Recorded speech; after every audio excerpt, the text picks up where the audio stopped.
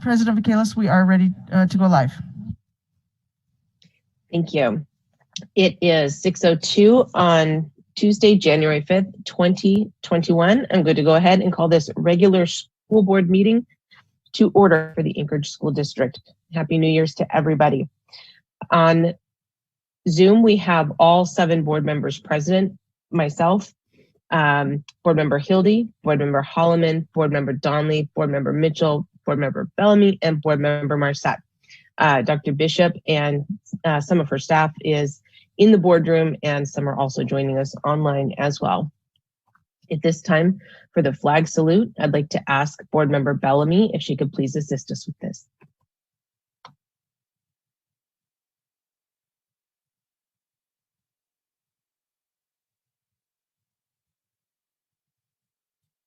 Are you on mute, Margot?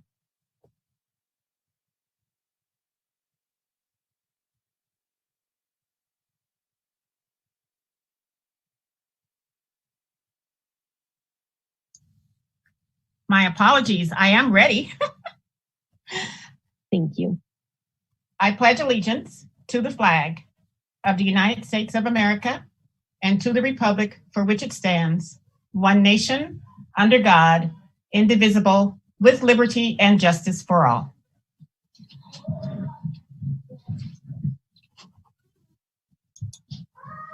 Thank you.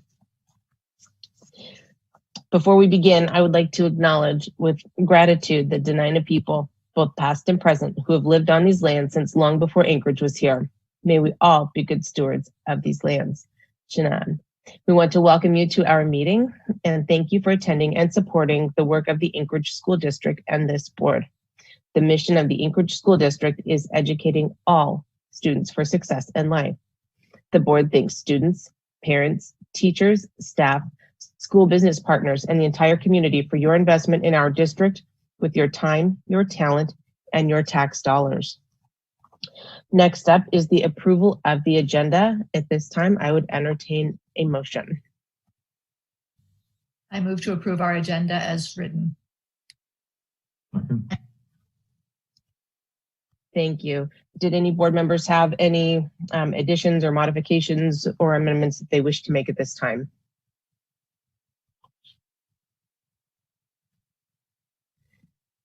Not hearing any.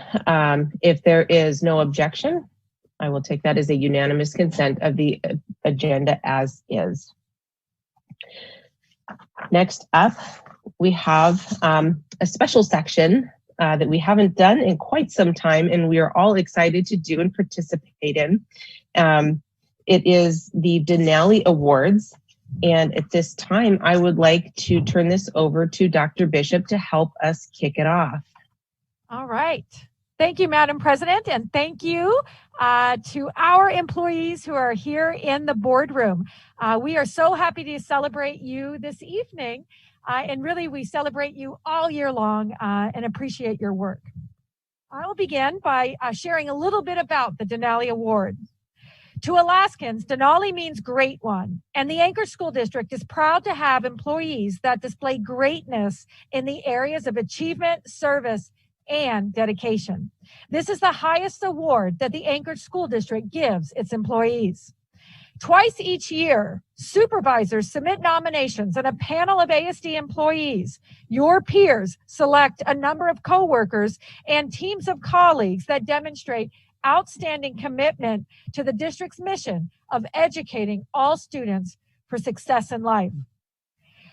Due to the constraints of COVID last spring, we were unable to give our spring awards. We generally give 3 a year. So I'm happy to present the spring awards as well as the fall awards, and we have 6 awards to be given this evening. So thank you to those at home. We have some awardees at home, some nominators at home, as well as some in the room. But we are so pleased to honor you this evening. I'd like to turn it over to our first award and our first board member, Mr. Holloman, who will present that award. Thank you. This award goes to Dr. Celeste Long, a consummate professional during her 25-year tenure in the Anchorage School District. Chugach Optional Elementary School teacher Dr. Long is unwavering in her commitment to students and families. As a primary teacher for Chugach, Dr. Wong spends much of her time dedicated to her students. They are always first in her eyes, and her attitude, words, and dedication reflect that vision. Dr. Wong's dedication continues in her virtual classroom, where her classes are rigorous, engaging, and kids feel connected in a new learning environment. One parent wrote, "My daughter, who is now in 6th grade, shared with me that Dr. Wong's class remains the one class she truly felt challenged to stretch as far as she can academically." Dr. Wong is celebrated as an ambassador for the teaching profession. She constantly pushes her boundaries, reflecting her commitment as a lifelong learner. Chugach Optional Principal Dr. Claire Hill commended Dr. Wong for her tireless work and great dedication to the education profession. Quote, "Children are always first in the eyes of Dr. Wong. Her attitude, words, and dedication reflect that vision. Her passion is in the classroom and staying connected to children as their teacher," quote, Hill said. Dr. Wong continues to set the bar high at Chugach Optional by being invaluable to her students. One student said of Dr. Wong, quote, "Out of all the teachers I had, she was the one that challenged me the most and encouraged me to learn. The impact she had on me and other students is enormous. She set me off to such a great start on my learning and did the same for so many others," quote. In a letter written of support, one parent wrote, quote, "In a very small amount of time, she's been able to get my son to be present for his Zoom classes, but to be a participant and be an in-charge learner. Watching her facilitate online dialogue with class is nothing short of amazing," quote. The administration invites the board to join in recognizing Dr. Wong as a Denali Award winner for the example of excellence that she sets for the entire Anchorage School District community. Thank you, Dr. Wong. Yay, Dr. Long. Thank you. And Celeste, we would like to offer you, if you'd like to unmute, if you would like to say a few words, we would love to hear from you.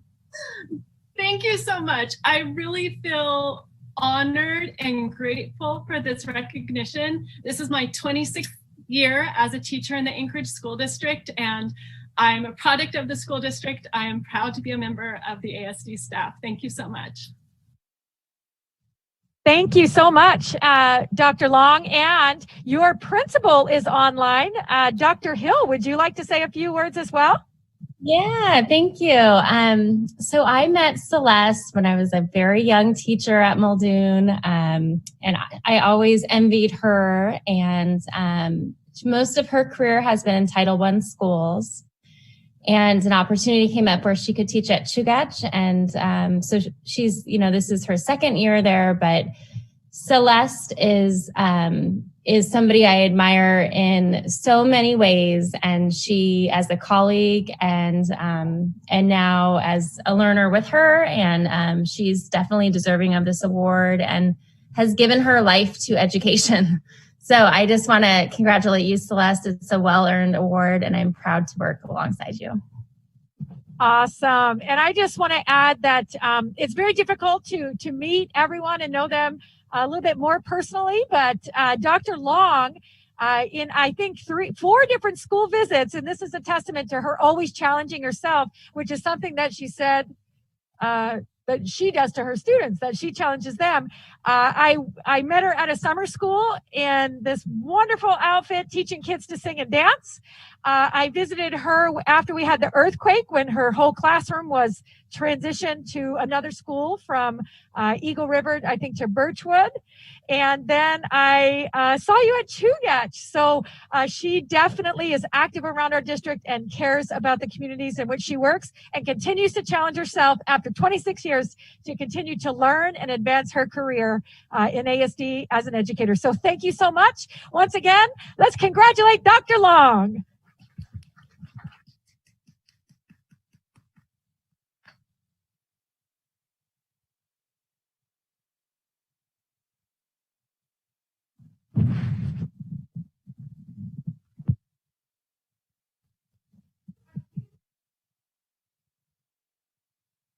Should I go ahead and jump in?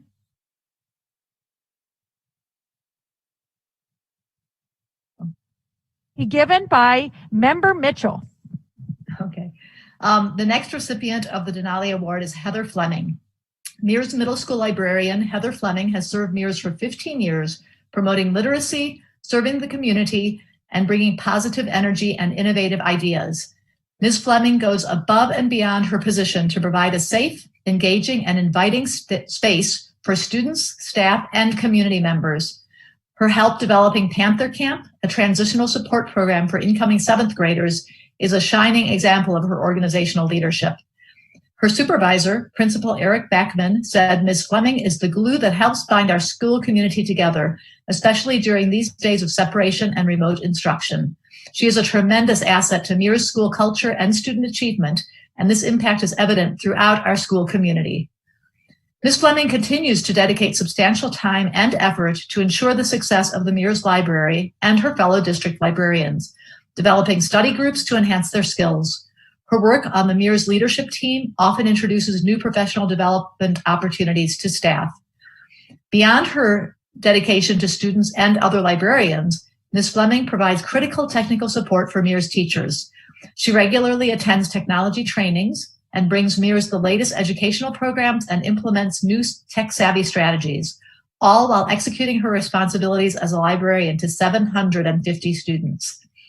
Numerous teachers shared their support, with one saying, "Since the pandemic, Ms. Fleming has continued an online version of her book club, and she designed an online book checkout system where students can request books from the library.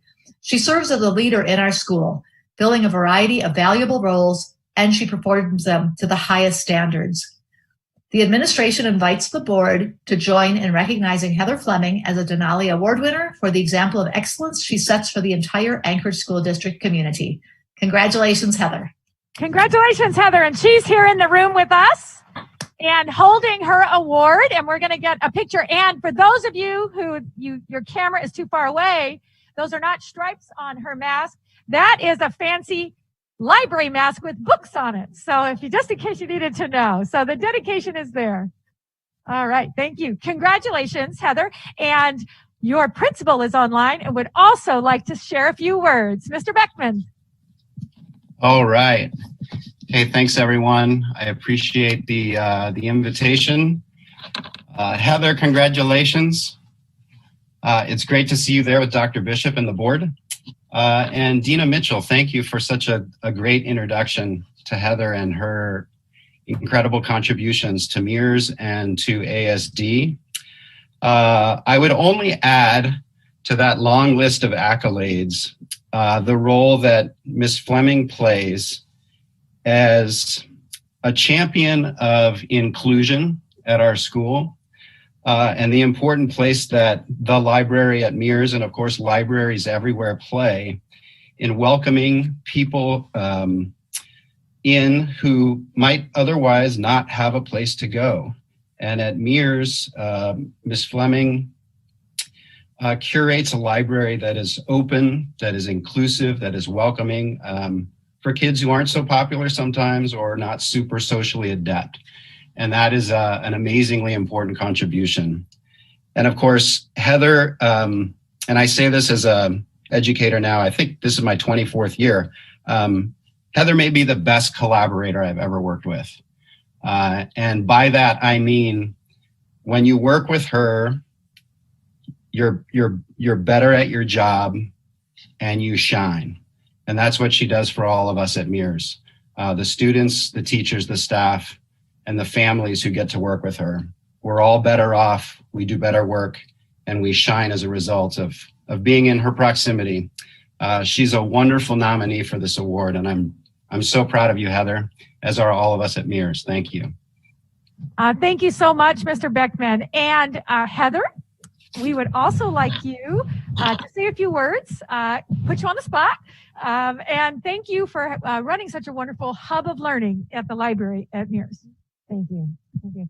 I'm honored that my supervisor and my staff nominated me for this award, and winning it is spectacular. Thank you.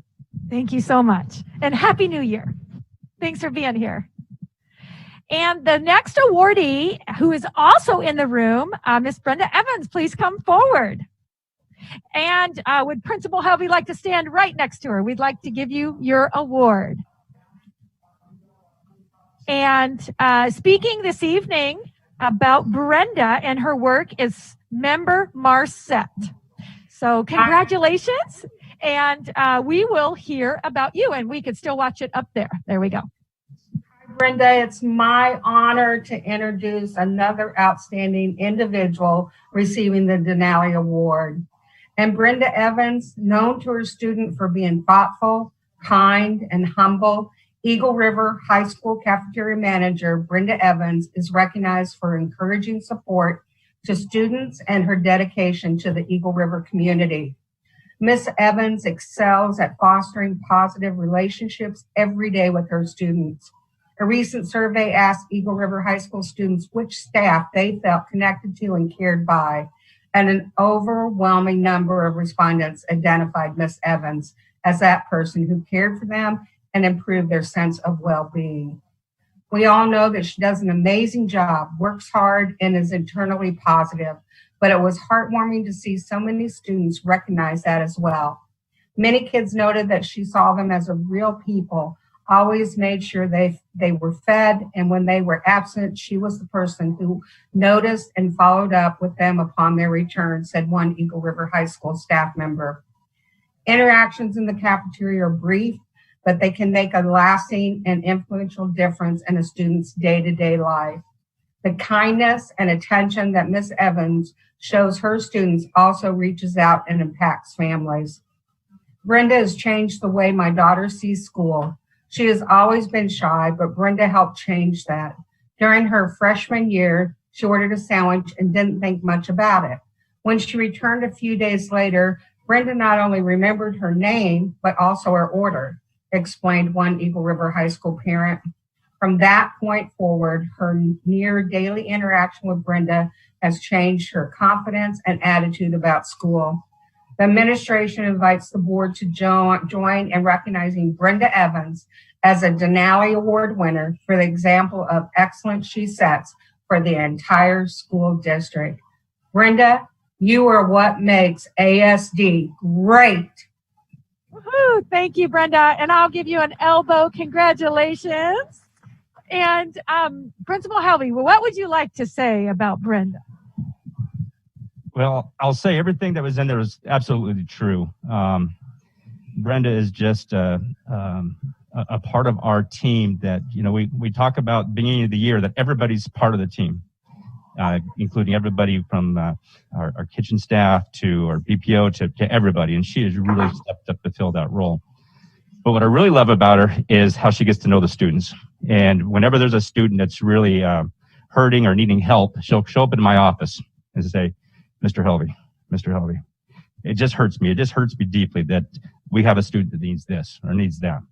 And we find help. We find ways to do it. So she is on the front line. She knows all the students and everything that needs to know about them. And we just really appreciate that. I look back, well, this is my 30th year that I've been out of school. And I look back to think if I can remember any of the cafeteria staff that was in there when I was at school. And I remember because my mom worked in the cafeteria, so I have to remember that.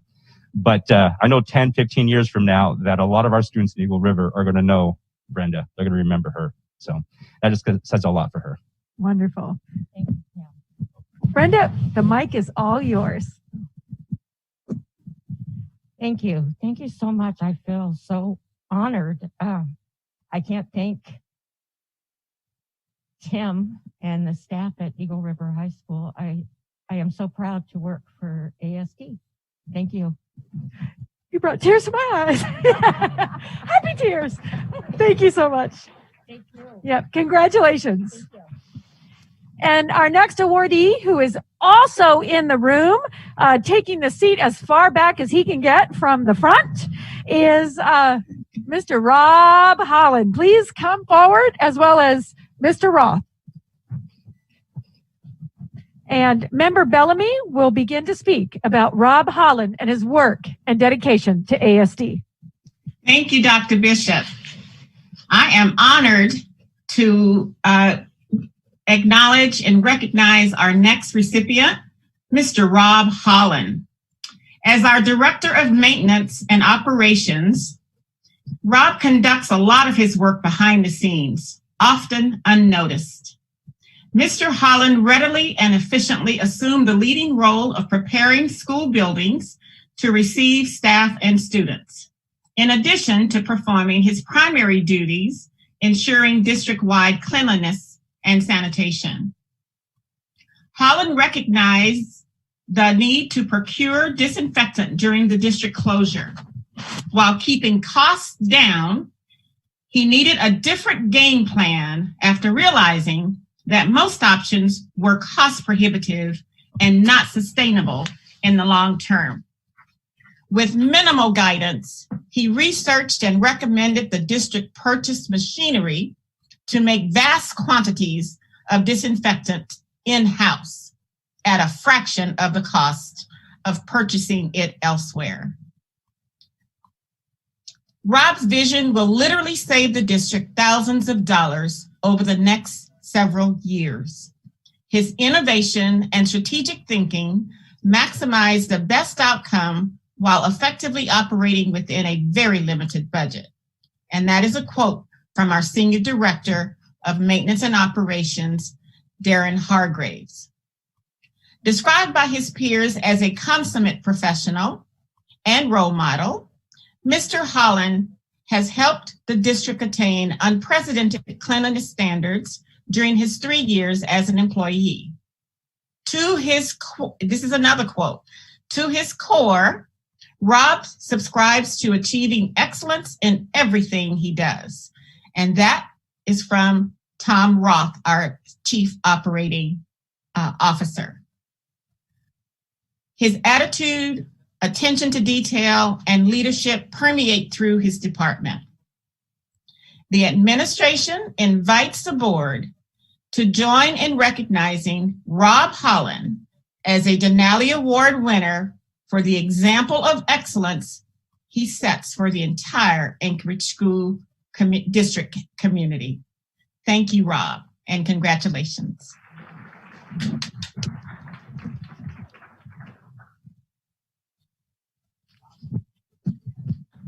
Mr. Roth, would you like to add a few words? I would love to. So Rob, I just have to tell you, you're a rock star. Having had the pleasure of working with you here the last several years. Rob really is all about excellence. He is without question an expert in his field, sought after expert. But I think what impresses me most about Rob is that it's about his people. He's a great leader. He leads by example. He does what he asks people to do. He's always out there on a weekend, middle of the night, wherever his guys are, he's there. I just also want to recognize, Rob, we had an earthquake here a couple of years ago, and we were able to get our kids back into almost all of our schools in 10 days. And that is in no small measure due to Rob's leadership and his custodian team, with all the help of this district, that he really set that tone, that it was all about getting our kids and our staff back into buildings. And then he's truly been integral to this effort here over the last couple of months to return our staff and our students to school buildings safely.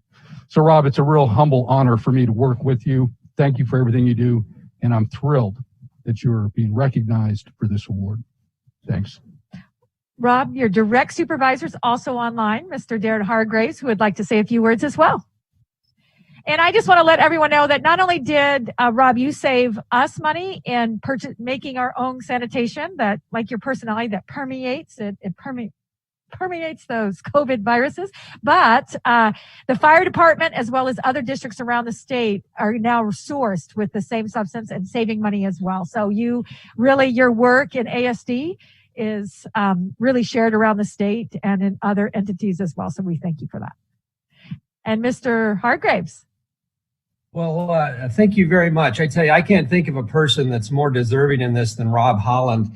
I've had the honor of knowing Rob for about 20 years, and I'm privileged to work with him here at Anchorage School District. Rob is a focused, critical thinker who works tirelessly to find solutions to current problems, as we've heard.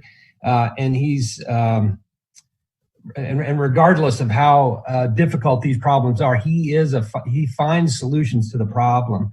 And anyway, it's great working with you, Rob. You're a deserving person for this. I can't think of anybody else that has dedicated themselves, taken the phone calls late at night.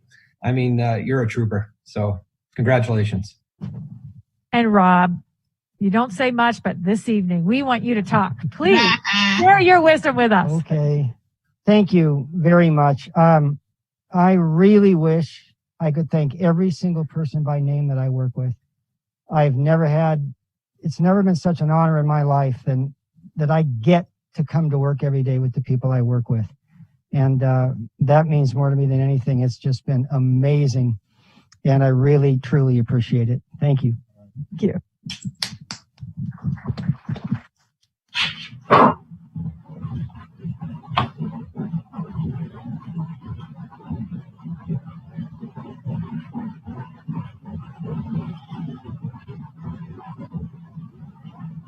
Also in the room, we have a dynamic duo admin team. Please come forward, Anina and Karen. And Member Donley will share words on this dynamic duo. Ptarmigan Team, Administrative Duo. The Ptarmigan Elementary School's Administrative Support Team of Mrs. Anina Feliz Faganamnami and Mrs. Karen Johnson are known as knowledgeable and compassionate mentors. Parents and staff describe Johnson and Feliz Faganamni as the dream team and the dynamic duo of Ptarmigan.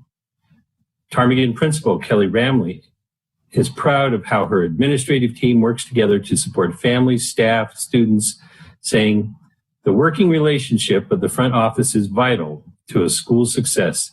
Each of them takes the time to understand a parent's needs and get the help they're looking for in a timely manner. It's a great honor that I get to work with these two ladies." Many students wrote letters of support. One student said of both, "They always help me, other students, and especially adults and teachers. I respect them like a teacher." Mrs. Johnson's joyful laugh and Mrs. Feliz Faganami thoughtfulness and kindness are hard to miss and are often the first interactions people have when arriving in the morning. Despite 400 students at the school, they both dedicate themselves to knowing students' names, their families, and their special circumstances. The connection to students and their homes is noticed by families. One parent said, "They feel like your own family. They know the students and parents in the school and treat each of them as though they are the most important thing." Karen will stop what she is doing to help a student who's having a rough day. Anina will walk students to their class when it looks like they need help. I don't know two people more deserving of recognition. The administration invites the board to join in recognizing Anina Feliz Faganamnami and Karen Johnson, Denali Award winners, for examples of excellence that they set for the entire Anchorage School District community. Congratulations. All right. Thank you so much. And we're going to get our picture taken. And growing up, I had a big, long Polish name with about 14 letters, but it sounds easier than it's spelled. But when people say it's Bilecki, but they didn't understand it. So you have to help us with your name because that's the biggest respect we can give. Like instead of children's names, please help us with your name. How do you say it? We'll give you this mic. Anita, go ahead. Felicia Fuamomi. Felicia Fuamomi. Felicia Fuamomi. I'll work on that. So thank you so much. And your principal, Ramey, is online and would love to say a few words. Well, congratulations, Anina and Karen. Customer service is the cornerstone of what ASD wants to provide to our community. And Karen and Anina do just this with such a high standard. They both take time to listen to parents, community members that call in, students and staff. So I don't know, I truly would not be where I am and be as successful as I feel I am at Ptarmigan without these two ladies. Our school has a better culture and climate because of the hard work that these two do. So thank you, Karen and Anina, for everything you do behind the scenes that on a moment's notice looks orchestrated for a long time. And a key word was behind the scenes, which a lot of people like to be, but this evening you're not. And we would love to hear from both of you. So, Anina, what can we share? Tell us a little bit about yourself, if you'd like, or. Right. Thank you so much for this opportunity. When I was told of this award, I'm very speechless as a proud member of ASD, and I could have not done it with my partner, as you all described. So I thank you, and especially to my principal, assistant principal, and staff, and for you and all of you for your support. I'm honored. Thank you, ASD. All right. We'll practice good thing and safety. Rob, you checking that out? We're good with that? There you go. Okay. These are tears of joy, by the way. I just would like to say that we couldn't have done this without the Ptarmigan staff, the teachers, the administration, our students, their families, our families and friends. Together we make an extraordinary team. So You certainly do. Thank you so much. And many of you noticed. And Mr. Donnelly, thank you. We gave you the toughest names and you did so well. Good job. Thank you so much.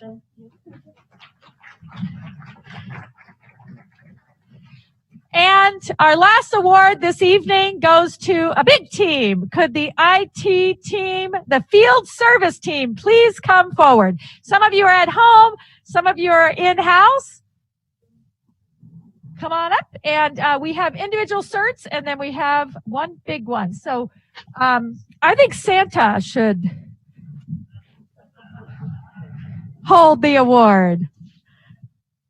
If any of you saw the news with Santa delivering candy through the chute, oh, I hope children aren't watching. Sorry.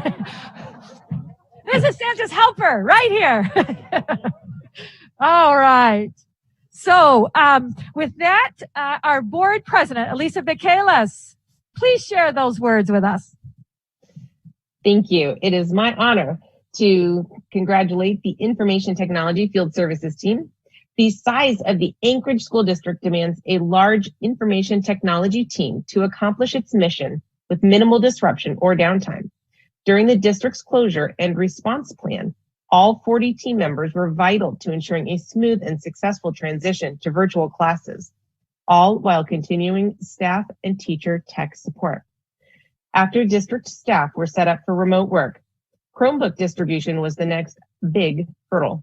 The team physically sanitized and inventoried over 10,000 devices across 100 sites in the span of 3 weeks to ensure schools were ready for distribution in the spring. The spring rollout was no small feat, but it was dwarfed by the speed and efficiency of the fall distribution. An additional 11,000 devices were distributed over 8 days, doubling the goal of 5,000. Field Services Supervisor Calvin Ross said of the effort, "This team performed a Herculean act on behalf of our students and staff members. The team worked 6 days a week with over 10-hour days, 2 weeks straight. The work done by IT Field Services is like a constant drumbeat. The employees and their work fly under the radar, out of the spotlight. It is a team who worked tirelessly to advance the district mantra of educating all students for success in life." This was recognized in many letters from staff. One special education teacher wrote, "It has only recently occurred to me that in the many years I have interacted with the IT team, they have never shared their own achievements. They seek no fanfare, only the opportunity to serve, teach, and recognize the success of others around them." A secondary teacher echoed that sentiment, saying, "In this time of crisis and uncertainty, it is important to recognize the amazing teamwork that is going on behind the scenes to keep Anchorage School District staff and students moving forward in the learning process." The administration invites the board to join in recognizing the IT Field Services team as Denali Award winners for the example of excellence they set for the entire Anchorage School District community. Congratulations. Woo! All right. And Calvin, I think, is going to add some words about your team.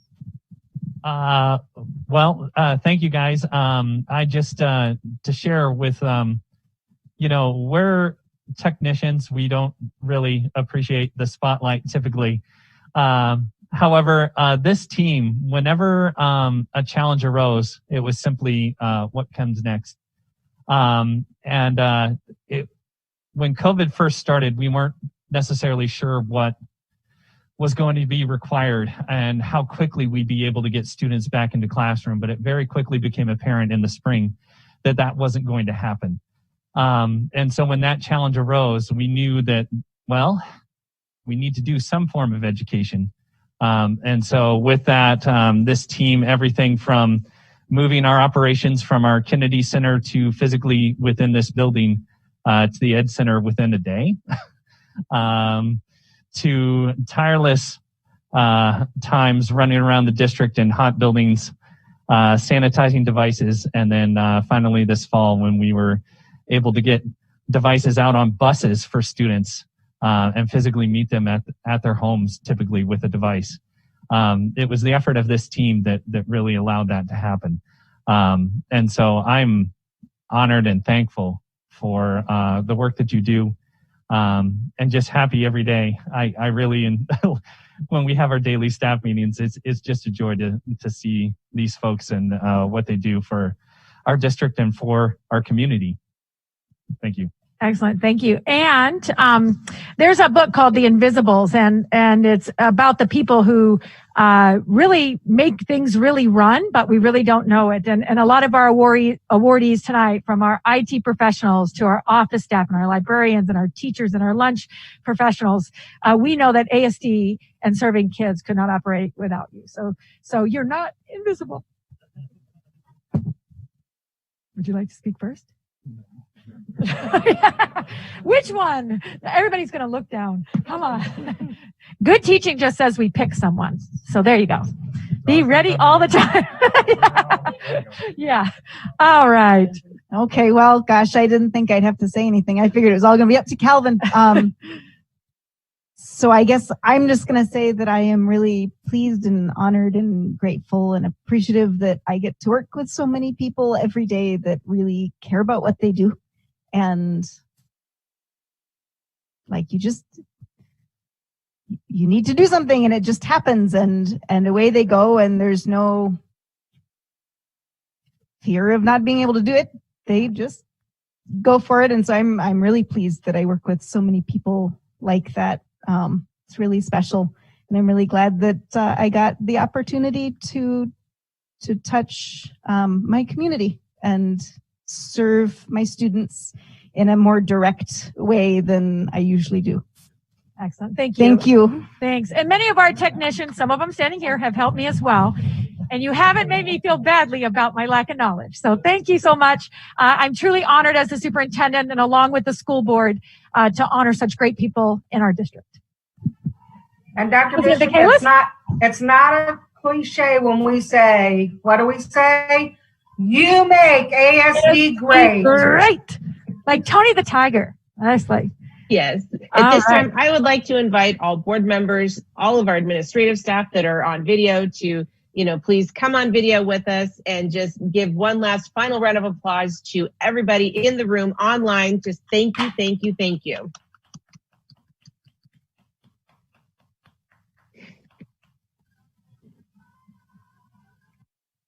Love it. Thank you so much once again. Thank you. Thank you. Honored to work with you. President Michaelis, it's back to you. Wonderful. Thank you. Next up on our agenda, our community engagement section and our military report. And I believe I saw him with us tonight, Colonel Jason Delamater. Thank you, Ms. Michaelis. You guys hear me okay? We sure can. Thank you for joining us tonight. You bet. Happy 2021 to everybody. It's great to start off the school board meeting, giving out some hardware to some well-deserving folks. So congratulations to all of our award winners. I know the folks here on JBEAR are probably customers, a lot of the service of the folks that you recognize today. So that's fantastic. I've got 4 quick items I want to share with the board today, 2 on behalf of our school liaison, and then 2 from the installation. So to start off, just want to let the team know that we've got our JBEAR school principals are working very closely with our on-base school age program directors on getting ready for transportation plans on, the 19th January. We hope that sticks in good to make sure we get our kids back to school on time and in a good space. The second item is that over the holidays, we still had families showing up here for new assignments, and they've been working really hard on getting connected with the faculty and staff at the schools that their kids are going to be enrolled in. A lot of them are still in quarantine because of the rules and are living in temporary lodging locations. But one thing we have found is that the schools have been very responsive in helping these parents and these families get connected. So we want to thank the school district for that as well. Two quick items I want to talk to you related to COVID on how things are going with the installation. So the JBER is still under health protection condition Charlie, and we still are currently under a public health emergency. Now, the public health emergency is currently set to expire on Thursday, the 7th of January. And we expect the installation leadership are doing a lot of work right now to kind of assess current conditions to see if we're going to allow that to expire or if we're going to need to extend that again a little further. So I fully expect that Colonel Aguilar and her team will probably make an announcement as early as we hope on what the plans are going to be with the public health emergency. And then the last item I want to talk to is just the fact that we are seeing vaccines showing up in the state of Alaska, and it also means that we're seeing our share of those for the installation. And just as what we're seeing with the implementation plans in the municipality and in the state, the early priority for those vaccines are going to who you would expect it would be on the base, which would be our frontline healthcare workers, our first responders, and folks like that. If you haven't had a chance to check it out, on the JBER Facebook page, our PA team did a great video where they've actually gone and shot some footage of some of our folks actually getting their vaccines and kind of talking through why they think it's important and how it helps them in their duties. So I encourage folks to check that out. Pending any questions, that's all I've got for the board tonight, but I'll stand by if there are questions. Thank you so very much. Did any board members have any questions at this time? All right, not seeing any. So thank you very much for joining us tonight and Happy New Year. We look forward to, working with you in the future. All right, thank you very much, ma'am. Thank you. Next up is our board conference and committee reports. I don't believe anybody has met since our last meeting, but if we'll just do our circle run and just have folks update when their next meetings are for the community, that would be wonderful. I'll start with Chair Marcette of Finance. Thank you, President Michaelis. As I stated before, I kind of gave our board meetings or our finance committee meetings are right before the board meeting, and our next one is going to be the 19th of January, and then after that, we are going to be moving it to a different date. So at our next board meeting, I will let everyone know when our next finance committee meeting will be in February. Thank you. And Chair Bellamy for communications.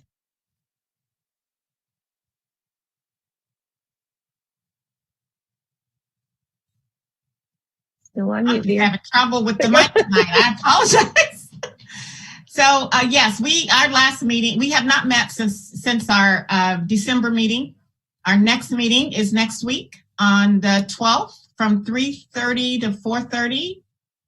And this week we are planning on Friday to have our virtual legislative luncheon without food, of course, but good company. And that information will be on the website for the members of the public who might be interested. So our next meeting is next Tuesday, 3:30 to 4:30, I think. No, I think that's it. I don't have it in front of me. Thank you very much. And Chair Hildy for governance.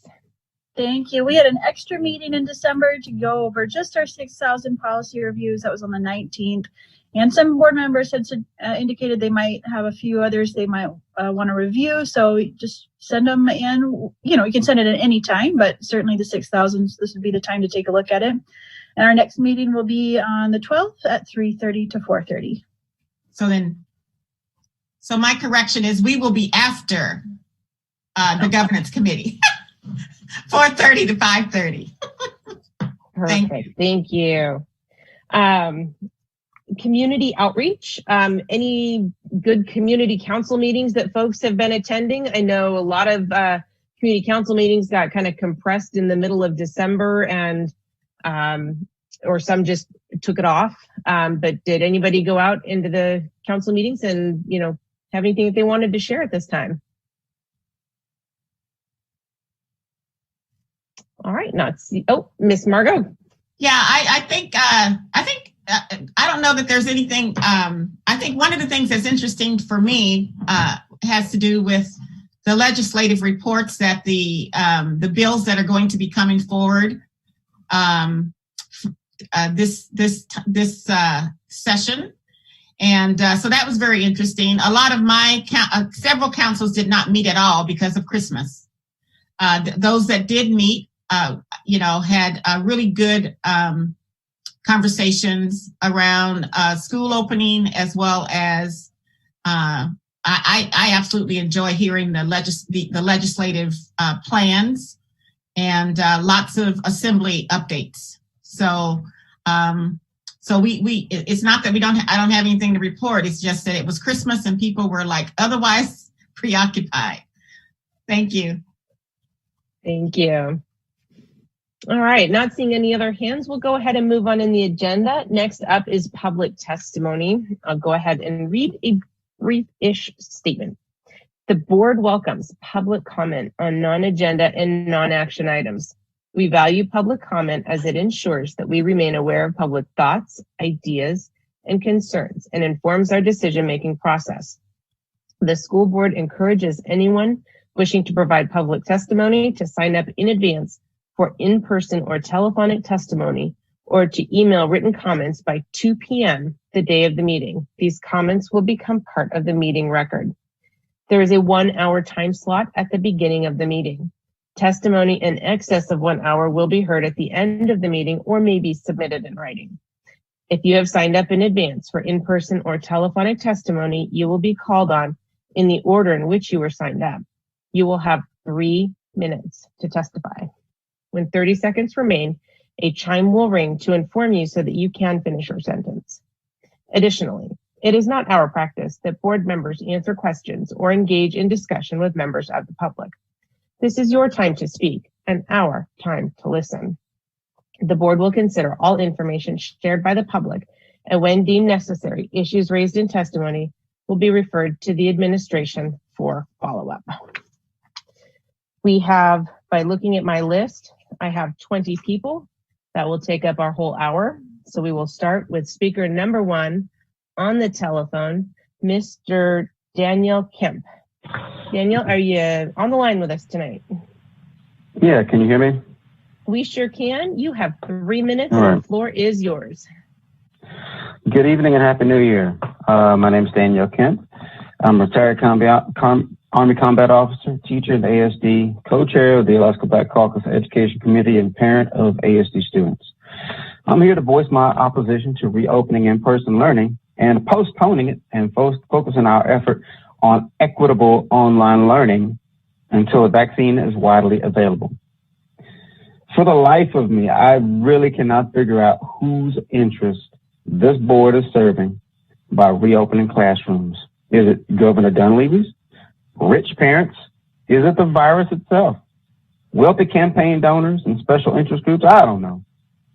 All I can tell you is what interest you're not serving, and that's the families who are the most vulnerable to the coronavirus. You are sending students and families that are the most vulnerable directly into harm's way, and you know it. You wouldn't send students and teachers back into a burning building, would you? Of course not. You'd wait until the fire was out and safe to go back in. So why are you doing it now? You're basically forcing our teachers and children back into a building while it's still on fire.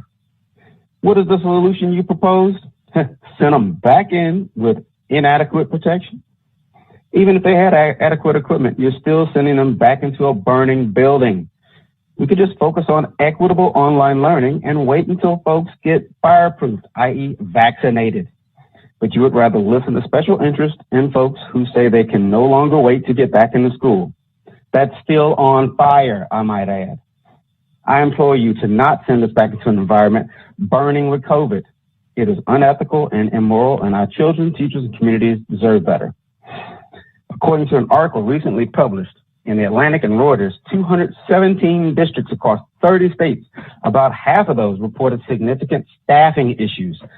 And this was all before Thanksgiving, Christmas, New Year's, and the advent of a new and dangerously more contagious strain of the coronavirus, currently running rampant across the United States and around the world.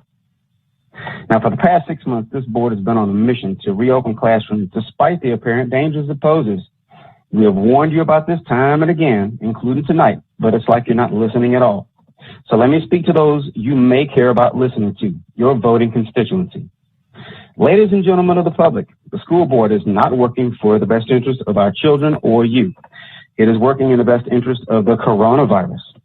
Did you know that the ASD currently does not have enough substitutes to cover for all the teachers who will get sick from COVID? The board members knew. They also know that school bus drivers, janitors, and staff will get sick and or quarantine from COVID, but have no plan on making up for those personnel shortages. They just want to open up as soon as possible. Well, our children deserve better. They need consistency in order to learn, not a stop and start schedule, which is exactly what you'll give them if we continue on this path.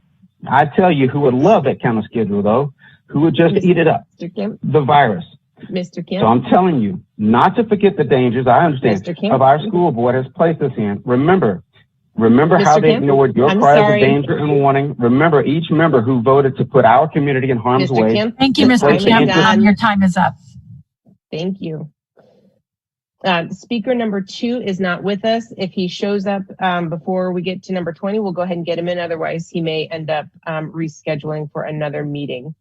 Speaker number 3, Andrea Gardner, in person. And I believe she's walking up to the podium there. As soon as she... All right, I can't quite see you from the... Oh, there we go. Thank you for joining us tonight. You have 3 minutes and the floor is yours. Thank you. My name is Andrea Gardner. I am an ASD teacher and parent.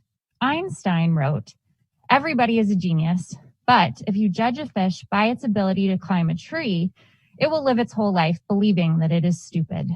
You have all done a heroic job this school year so far. You have made incredibly difficult choices, and in doing so, you have kept our children safe and undoubtedly saved hundreds of lives in our community. Thank you. This school year, this pandemic school year, is not one for climbing trees. It was and continues to be a year for swimming. We cannot measure this pandemic against any other school year. If we use the constructed achievement measures of the past to define whether or not we have been successful this year, then I assure you this district will be deemed a failure. Yet that's not true. When we cast aside our past expectations for climbing trees and remind ourselves that this year is unlike any other, we can see the successes of the school year thus far. There has been unprecedented new learning, unique opportunities for connection, and widespread resilience and grit. Far more important than that, you have prioritized student and staff lives above all else. And for that, I will be forever grateful. When I was in 6th grade, a student was killed in my classroom. Her name was Alicia Pinard. She died when a bookcase in our classroom crushed her. We didn't just process our grieving and return to life as normal. Her death reordered our world. And in an instant, that school year became about a different kind of learning entirely. If schools reopen now, there will be members of our ASD community who contract COVID at school. And in all likelihood, there will be deaths. Someone's mom will die because you felt it unfair that bars remained opened in our community. Someone's child will die because you deemed it critical that our youngest students not fall behind arbitrary academic benchmarks that you yourselves defined. Have you considered how many COVID deaths you're okay with in our district? Please don't allow short-sighted pressures to inform long-term decisions. Please don't be comfortable with the inevitability that COVID will spread in our schools. I adore my amazing students, and I cannot truthfully assure their families of my ability to keep them safe. I spent the past 7 years of my life trying to overcome the crippling setbacks of having a chronic and degenerative joint condition in my efforts to get back to the job that I love. It is horribly ironic that my triumphant comeback is this year. I will not walk headlong into this pandemic, and I will not return to my classroom until I have been vaccinated. Even if I were to receive my first dose tomorrow, which is not an option, I would not have immunity until March 17th. Please wait. The vaccines are on their way, and you have done such a courageous job guiding us through this year of swimming. Now is not the time to turn your laser focus on forcing us up into the trees. Next up is speaker number 4 on the telephone, Alex Lum. Alex, are you on the line with us tonight? Yes, can you hear me? We sure can. You have 3 minutes and the floor is yours. Thank you. I appreciate it. And thank you, Superintendent Bishop and school board members, for all the work you're doing to support the education of Anchorage students. My name is Alex Blum. I'm an Anchorage resident, and I'm here to express my concern about the January 19th date for reopening in-person learning. I'm concerned that this plan doesn't account for the way that it will harm communities of color, and it will disproportionately harm communities of color. Children and adults of color have already been disproportionately impacted by COVID-19. They've been more likely to catch it and die from it because than their white peers because of all kinds of history and present racial injustice that we don't have time to get into. But what all that means is that students of color and their families, if they go back in person, they'll be assuming much greater risk than their white peers in a way that is not fair, just, or equitable. And because families of color understand this, they're less likely to send their kids back in for in-person education. And this January 19th reopening is going to lead to a segregated school experience. The students of color learning online and white students learning in person can be separate but unequal treatment. Instead, all students should continue to learn online, and the online experience should be improved accordingly so that it works well for all Anchorage students. I'm also concerned about the timing of this reopening, falling so closely on the Christmas and New Year's holidays. We saw a spike after Thanksgiving as people traveled and visited each other, and we're about to see another one right as schools will be reopening or would be reopening. In addition, the new variant of COVID-19 appears to be more contagious. It's no longer safe to think that the risks to kids would be the same.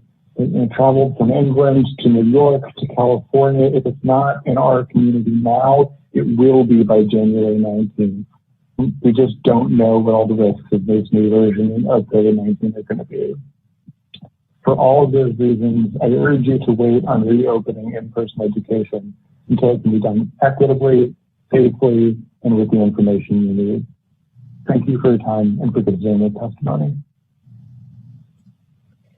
Thank you. Next up, speaker number 5 in person, if she is there, Rosalind Grady Weiss.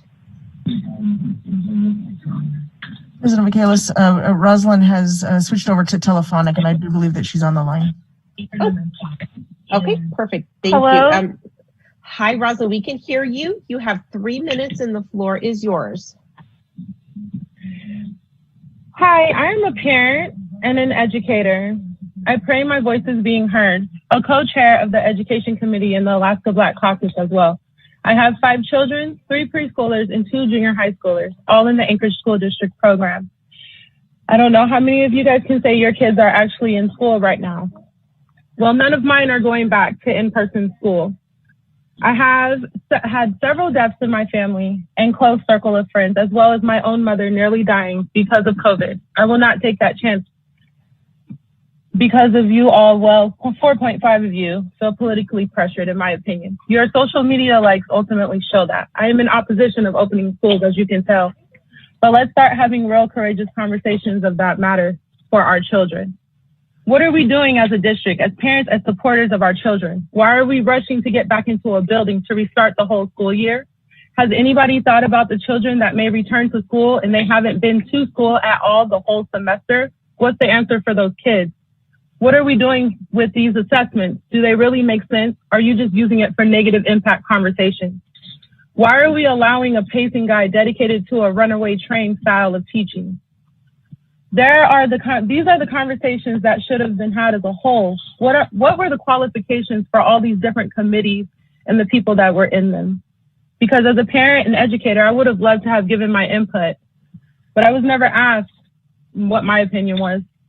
Why are we not talking about the tier 1 and tier 2 teachers not setting the school district expectations while we are online learning? I thought the mission of the Anchorage School District is to educate all students for success in life. The importance of competent and professional staff in achieving this mission is essential. Are we really being essential, or are we running a political agenda that is what is best for our children is really not the agenda, it is what is best for some of these adults most. We're not focused on equity, whether we're talking about educators of color, children of color, or academic disabilities when it comes to learning. Distance learning should have been the most important process of what we have been going through during this pandemic. But it seems like everybody is too darn focused on getting into a classroom and into a building. When are we going to start holding these teachers accountable with all the learning that they need to be to learn to successfully educate our children through this pandemic? Why are we opening schools and the city has only begun to now vaccinate the seniors in Alaska and not teachers, and there's no vaccination at all for children? You are willing to further traumatize children instead of meeting them where they are at. The thought of servicing children, hiding behind that, are we hiding behind our opinions and how we feel? Please rethink about opening schools as well as allowing employees to intermingle, to set up classrooms when Christmas break and New Year's was literally just 2 weeks ago, if that. There are more courageous conversations to be had. Thank you. Thank you. Next up is speaker number 6, Jared Gardner. And I don't actually see him on the line, so I will watch for him. Speaker number 7, Kayla Page. Kayla, are you on the line with us tonight? Can you hear me? We sure can. You have 3 minutes and the floor is yours. Good evening. I'm a kindergarten teacher in the Anchorage School District. I'm here to oppose the opening of school buildings at this time. I feel very unsafe having school staff and students re-enter the schools. We've heard about tutoring groups, and these are small groups compared to a regular classroom, only up to 10 students per teacher. So this is not the average school size or class size, I'm sorry. Taking care of the needs of 10 students versus 25 students is very different. Mitigation strategies for 10 students or less versus 25 students is very, very different. I'm also having a really hard time understanding plans for reentry when we know we have a vaccine now. Why are we considering forcing school staff who are at all different risk levels back into school buildings where this virus will most certainly spread?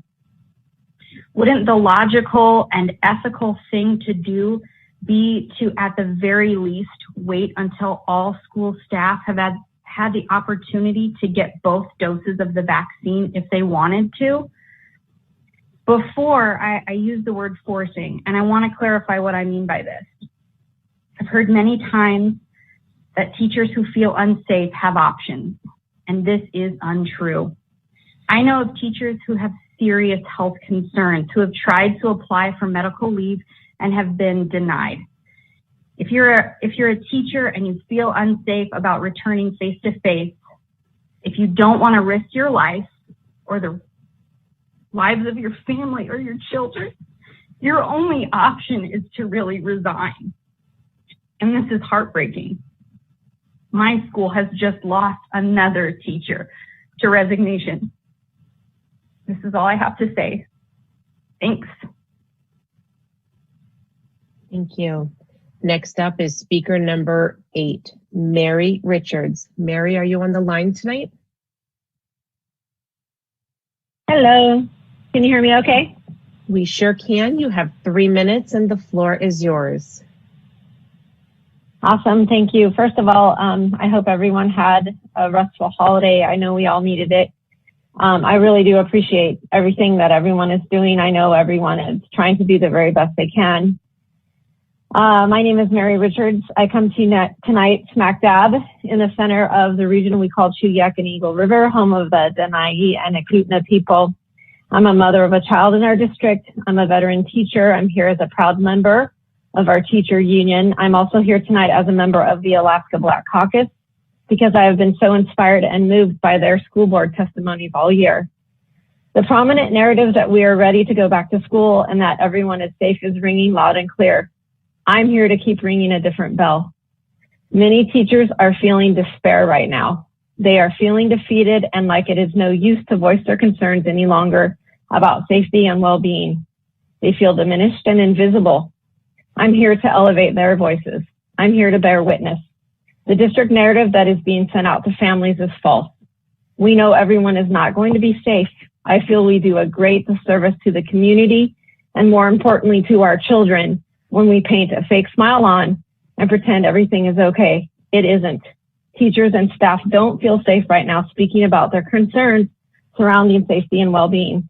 The fact that teacher safety and well-being has not been legitimately acknowledged in board conversations about opening schools as of late is heartbreaking. Our children will never be safe in a system that intimidates teachers into despair and silence. Our children will never really feel safe in a system that forces teachers back into the classroom during a pandemic when we know they won't be safe. Just yesterday, and Danielle referenced this earlier, in the Atlantic, early childhood policy expert Elliot Haspel writes that even in places where schools want to reopen, too many teachers are sick or quarantining for classrooms to operate, and substitutes cannot fill the void. Schools are not safe. Schools cannot stay open. If this speeding train does not stop, this will soon be our ASD reality soon. If forced to return to school, teachers and staff will become sick or even die. He cites many examples of this unfolding currently in the lower 48. Haspel urges schools to now only reopen K through 2 and SPED classrooms until all staff can be properly vaccinated. So to the superintendent and the board, I'd like to ask for a compromise. Send only teachers and staff who wish to voluntarily return back into K2 and SPED classrooms on January 19th. Hold off on forcing any other teachers or staff to return and opening any other classrooms until all teachers and staff have been vaccinated. After everyone has been vaccinated, let's reassess and see where we are. This is not only a just compromise, but it sends the right message to our children. We care about you. When you tell us you don't feel safe, we hear you. We are here for you. We will protect you. Thank you. Thank you very much. Next up, I'm going to go up to speaker number 6, Jared Gardner. Jared, are you on the line with us tonight? I am, yes. Can you hear me? We sure can. You have 3 minutes and the floor is yours. Okay, thank you. Good evening, everyone. My name is Jared Gardner. I am the father of an elementary school student and husband of an elementary school teacher. I personally have struggled with how to think about returning to in-person schooling, and I recognize both that the interests at stake are hard to quantify and that there are a lot of unknowns, but I oppose the current plan to return for a few reasons, and I urge the school board to do the same. First, though there are a lot of unknowns, we do know that we are not out of the woods when it comes to the pandemic. The district has canceled plans to return a few times when cases grew and hospital beds ran thin. Now, numbers are currently down from the December highs, but we are not yet a week removed from the holidays, and with travel and holiday gatherings, all expectations are that case counts will increase again. Dr. Fauci explained just a week ago that we have to assume that it's going to get worse. And I think in his comment, he was talking just about the effects of holiday travel. He wasn't even addressing the new COVID strain, which looks to be about 50 to 70% more infectious. Second, though we are not out of the woods yet, with the arrival of vaccines, we can start to see where the trees end. So why are we rushing now before we know how this latest spike will look? Why are we not ensuring that our teachers and at-risk community members are vaccinated before we go back to school? Now, my understanding of the current drive to return is from the memorandum the board passed on December 15th, which spoke to the disproportionate effect of public health measures on school children who, and this is a quote from the memo, have borne a heavy burden of sacrifice for the community's response to the COVID-19 pandemic. I frankly don't understand this rationale. There's a lot our community could have done better to control the spread of the virus, even by just regularly wearing masks and limiting indoor social gatherings and travel. But it seems backward to suggest that just because we didn't do enough to control the virus in some arenas, we should send our kids and teachers back into classrooms with each other. There's also a different element of inequity at play here. It's present in remote learning, where some students lack adequate resources to take full advantage of online learning opportunities, but it's also present in in-person schooling. where some students are part of communities that are more likely to suffer severe illnesses or deaths from infections. I don't feel really qualified to compare and balance those inequities myself, but one thing I know we all can do is listen to the voices from those affected communities. The Alaska Black Caucus, for example, opposes the return to in-person schooling on these grounds, noting statistics from the CDC showing that Alaska Native, Black, and Hispanic persons are about 4 times more likely to be hospitalized from COVID infections and almost 3 times more likely to die. Because of numbers like this, districts that have opened in-person schooling find that people of color keep their children at home at higher rates than white families. And in those circumstances, as would be the case with ASD, the available online options often drop in quality or they demand significant parental involvement. It just feels to me like we're really forcing this issue unnecessarily, particularly when vaccines will soon be more widely available. I hope you will reconsider this plan. Thank you for your time. Thank you very much. Next up, speaker number 9, Mitchell Page. Mitchell, are you on the line with us tonight? This is Mitchell. Hi, thank you for joining us. You have 3 minutes and the floor is yours. I am an elementary school teacher here in ASD, and I'm testifying today to oppose the return to in-person learning. I know there's a lot of controversy surrounding this subject, and I want to use my time today to address the successes we've seen in small group tutoring, the vaccine, and the new national administration being sworn in just 2 days. I feel that the district has done a good job of creating small group tutoring sessions. These small groups allow for a much higher degree of control. For me, that is key in mitigating the spread of COVID in schools. Schools can socially distance 5 to 10 kids in a classroom. They cannot distance 20 plus students. I know that most of the risk of the spread of COVID is in the community, and with mitigation strategies, it decreases the chances of spread in the school. While community spread remains high, we still run the risk of contracting it and having to close schools.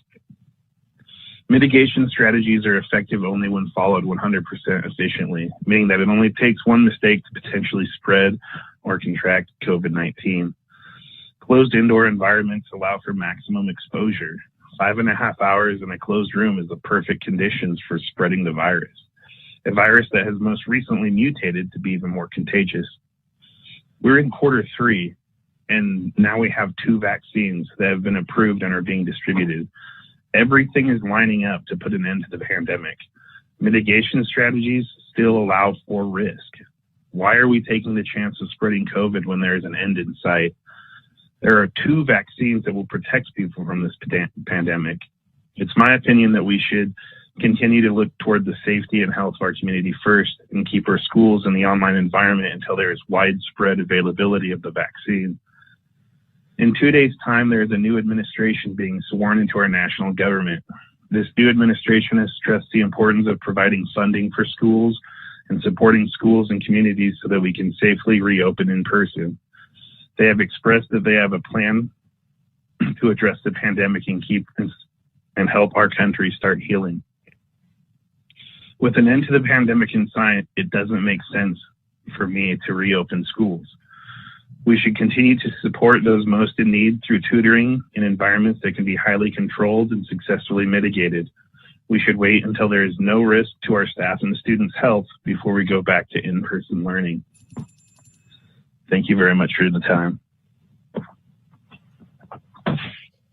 Next up is speaker number 10, Susan Ritter. Susan, are you on the line tonight?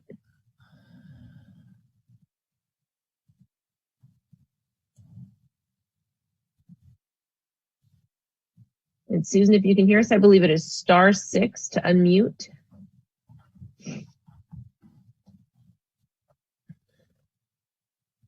All right, we will come back to Susan in a moment. Speaker number 11, Sharon Jackson.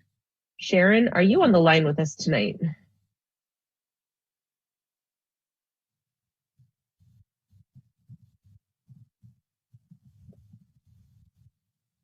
Again, that would be *6 to unmute if you're with us, Sharon.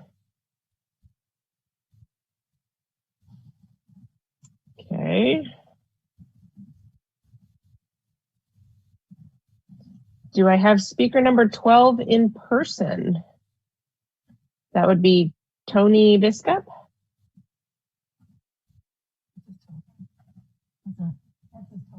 Yeah, I'm pretty sure it was either or. Okay, I don't see her online, so that's why I asked if she was there in person. 13, Sarah Price. Is Sarah in the boardroom today?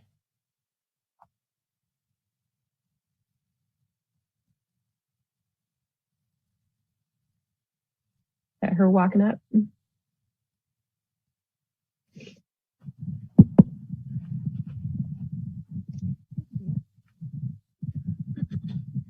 Good evening, school board and superintendent. I am deeply disappointed in this school district and this board, and if I were in your shoes, I don't know how you could justify what anguish you are putting children through. Let me be clear. There has never been and still is not any scientific evidence to keep students out of school. You base your decisions on political pressures and fear, putting our safety and education last. I have been fighting to go back to school for 4 months now. I started with many eager students who helped, and we even developed a resolution supported far and wide. And you ignored us. But it must be easy for you to do so, because as students' mental health continues to deplete, many can no longer bring themselves to even stand up to the despair you are inflicting. And I don't need to cite sources for what I see happening to my friends, my classmates, and the students across this district. You must stop misleading the public by claiming you are reopening schools, because you have chosen to give up on nearly 20,000 of your students. Here's a graph of the Anchorage COVID cases. You wished for a flattened curve, and I may have been out of school for almost a year now, but even I can still identify shapes.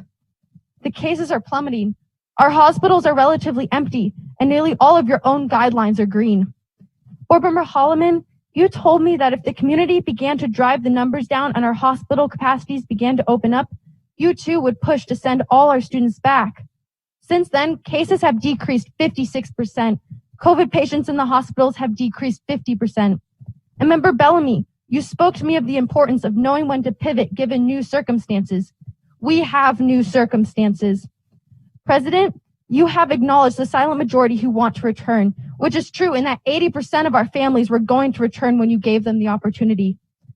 I know one of the topics you are most passionate about is choice in education. Both Member Marcette and Donnelly, you have been true heroes for education this year, as you have always supported reopening our schools.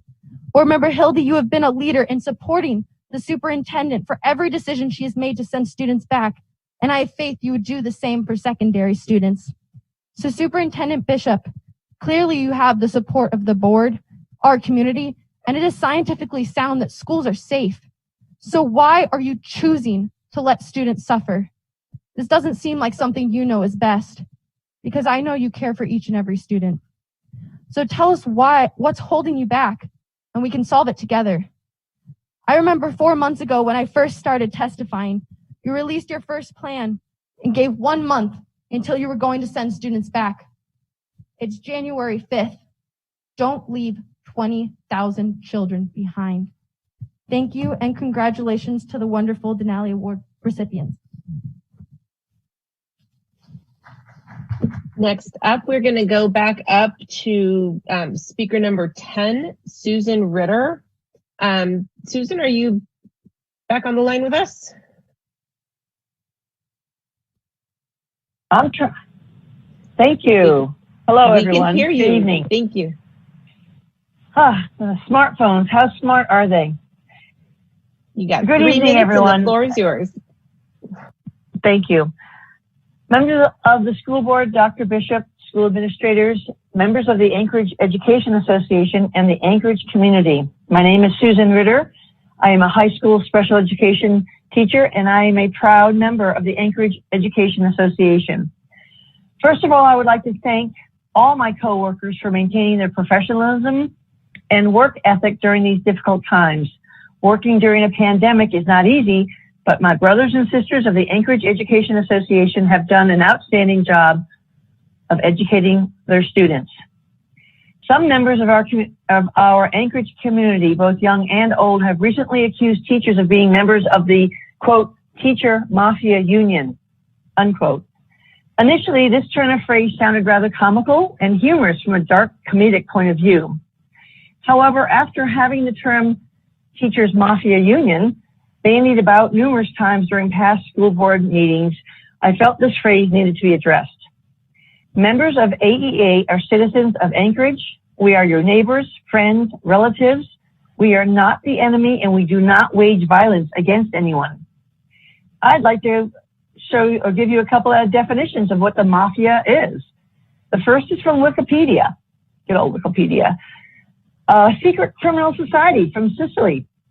A similarly conceived criminal organization in the United States, basically running drugs and narcotics. A group of people likened to the mafia. And from the, that was from Merriam-Webster. From Wikipedia, the mafia is an organized crime syndicate that participates in activities such as protection, racketeering, arbitrating disputes between criminals, and brokering and enforcing illegal agreements and transactions. So the mafia is a criminal entity that uses violence against people in order to gain an advantage of some sort. The mafia kill people. They murder people. Teachers are members of this community. We do not do those things. We are here to support our students. We are here to support our community. We look to our board and to our leadership to ensure that our students and our staff are able to teach in a safe environment. Please stop demonizing teachers. We want what is best for our students, and that is a safe teaching environment. Thank you very much. Thank you. Next up, speaker number 11, Sharon Jackson. Sharon, are you on the line with us tonight?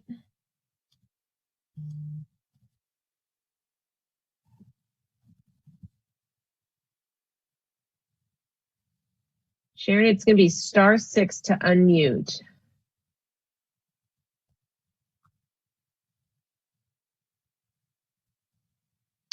All right, we'll try and come back to her. And this is the second time I see her on the phone. Just the connection isn't coming through. I still don't see number 12. We did 13.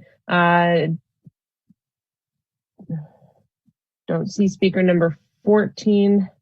Speaker number 15, Elizabeth McGee. Elizabeth, are you on the line with us tonight? Can you hear me? We sure can. Hello? You Can have you 3 minutes. Okay. Yes, you have 3 minutes and the floor is yours. Good evening, school board members, Superintendent Bishop, and community members. Thank you so much for the opportunity to speak tonight. My name is Elizabeth Congdon McGee, and I'm speaking to you tonight as a school counselor with ASD. The main reason for my testimony tonight is the continued advocacy and education of the role of the school counselor, as it has been shared that we start moving forward with a safe reentry into school. Change is hard for all, especially our students and the families of students that will be returning. There is excitement, anxiety, uncertainty, fear, and some trauma experienced during this pandemic.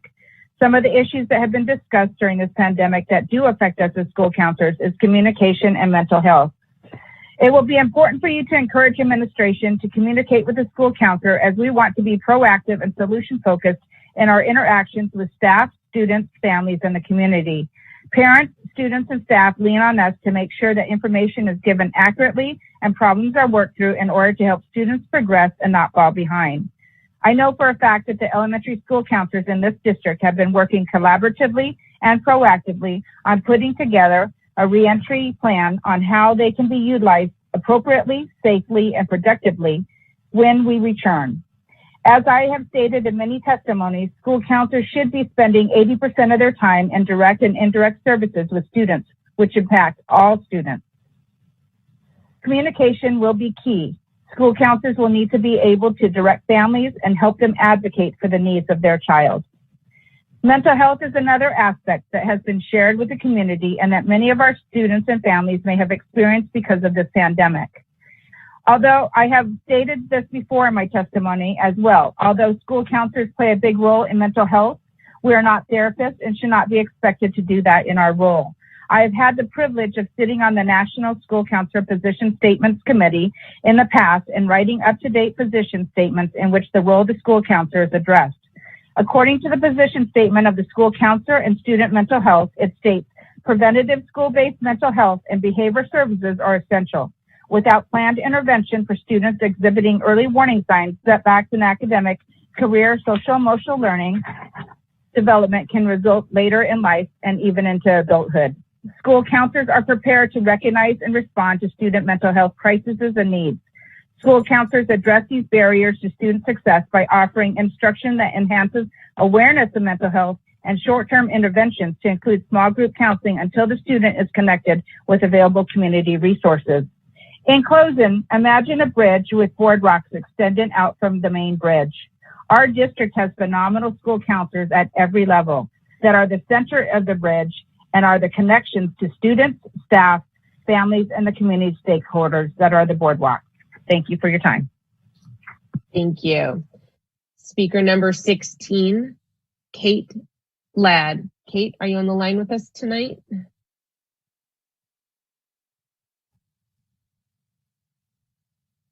Kate, if you can hear us, it is *6 to unmute. Okay, I don't know. Hello? Kate, are you there? You are. Thank I am. you. You have 3 minutes and the floor is yours. Thank you. Sorry, it takes me a couple times. All right. Thank you. Good evening. I'm a parent and an elementary school teacher, and I would like to remind the school board and the superintendent that while we've seen a decrease in local and state COVID numbers, we will be heading into the classroom as the professionals predict, as we're going to be experiencing a rise in cases from the holiday break and possible travel. The most important mitigation strategy of distancing is just not possible in my classroom, leaving about 1 to 2 feet between students. Whether it is said or not, the first back in the building are the guinea pigs. If it goes well, they'll bring back 3 to 6. That is the definition of a guinea pig. While some children get very sick, others minimally, many not at all, we do know that they are vectors for this virus and spread it often without even knowing. I've repeatedly been offended and disappointed in the narrative that schools are safe. They may not be a super spreader for children, but we know that staff and students' families will be impacted. My own mother-in-law right now is fighting for her life in a hospital in Texas with COVID. Sadly, she contracted the virus from her very own school-age grandson, who was still playing on a basketball team and brought it home. My husband and children could lose their mother and grandmother when it could have been prevented. This is the reality of the situation. With the vaccine on the horizon, I implore you to hold off a little longer so that we can avoid the holiday surge and protect staff and our students' families. I also want to stress the importance of vaccinating all teachers that would like to. There should not be phases and tiers for school staff. All teachers that are going to be in close contact for 5 hours a day with 20 plus students should all have access to the vaccine if they choose before going face to face. At the very minimum, the first dose. I understand the older teachers are more at risk, but as one nurse told me, it's like playing Russian roulette. You don't know how it will affect one person to the next. A doctor told me of a patient around 40 who lost his hearing in both ears and vision in vision in one eye. Sorry. This is a vascular virus. It travels in the blood everywhere, and this is why we're seeing such a range of damage to the human body. Yes, your chances of dying are very small, but the lasting effects are still unknown. There are alternative options and missed opportunities to do this safely while also meeting the needs of the students. I believe that we should be having small group morning tutoring with our high needs students and Zoom class in the afternoon while we're waiting for the vaccine rollout. Once all teachers have at least had their first dose, if not both, then we could begin the phase-in process. This would allow ASD to best serve all parties and help the community stay safer. This would also create a more continuity of learning for the families that are not comfortable with the return right now. As of now, many families wish to stay safe at home, but have to change teachers, classmates, platforms. This is a major roadblock for parents and absolutely disruptive for students. If you really cared for the well-being of the students, the school board would consider the major issues and create a plan that addresses massive inequity for families that want to remain online just a little longer. Please consider the Professional opinion of teachers. Let's create small groups for the high needs students while all teachers have the opportunity for vaccines if they want it. I don't want one of my students going home and infecting their father or grandmother like that happened in our family. There's too much to lose. And please remember that the students are not failing, they're surviving a pandemic. Thank you. Thank you. Next up, speaker number 17, in person, looks like Keith Harryhausen. It was a good try, thank you. I did my best. You have 3 minutes and the floor is yours when you're ready. Thank you. All right, thank you, Dr. Bishop and school board members for your time tonight. I know that we are working in difficult times and that navigating this pandemic is not an easy task for anyone. Yesterday, I was stunned, and I don't use that word lightly, but stunned to learn that my school and 2 others are going to be bypassing the phase-in process for K through 2 schools and bringing back the full complement of their students. To repeat, that's from K through 6, bypassing the phased-in process. I'm a big believer in working through the chain of command when it comes to wanting to know answers to questions. And my questions today, I know will not be answered in this format, but I hope that someone will reach out to me and the colleagues in my school, to the colleagues in Baxter and Girdwood as well, who are also bypassing this phased-in process, and explain to us what is so unique about our mitigation plans at our sites that give you the right to strip us from any learning that might take place in the initial process of bringing these kids back to school. It is untenable. Absolutely untenable. My questions today were, is there going to be random testing of our students and population for K through 6? No. Is more staff going to be brought to our school to reduce our numbers? No. Has there been improvements in ventilation to allow this to happen, to bypass this learning process of this highly touted plan that we've been reading about and hearing about for so long? These were the words in an email we received today from you, Dr. Bishop. We look to get grades 3 through 6 back as soon as possible as confidence, quote, grows around our safety protocols and mitigation procedures, end quote. My school is not even being afforded that to roll out before the full complements of kids are coming back, K through 6. It boggles the mind. It boggles the mind. As a teacher, I am compelled to be responsible for the safety of my children first, the safety of the other children in the building and my colleagues. And in multiple times in our school, we've had situations where we've had to rise to the occasion. You are not even letting us do that. Thank you. Thank you. I'd like to just, oh, nope, 11, that drove off. Okay, so speaker number 18, Heather Woolrich. Heather, are you on the line with us tonight? Can you guys hear me? We sure can. You have 3 minutes and the floor is yours. Greetings and thank you. I am Heather Woolrich and I've been teaching in the Anchorage School District for 21 years, serving communities from Mountain View to Bear Valley. It has been my greatest honor to serve the students of Anchorage, my fellow teachers, and I am a proud parent of 2 wonderful ASD students. While I know the pandemic has been difficult on everyone in every facet of daily life, I am encouraged by how my kindergarten students are learning and flourishing online. I am encouraged by the growth, camaraderie, and depth of community that I see within my colleagues. And I am looking forward to getting to teach my students in person when the time is safe.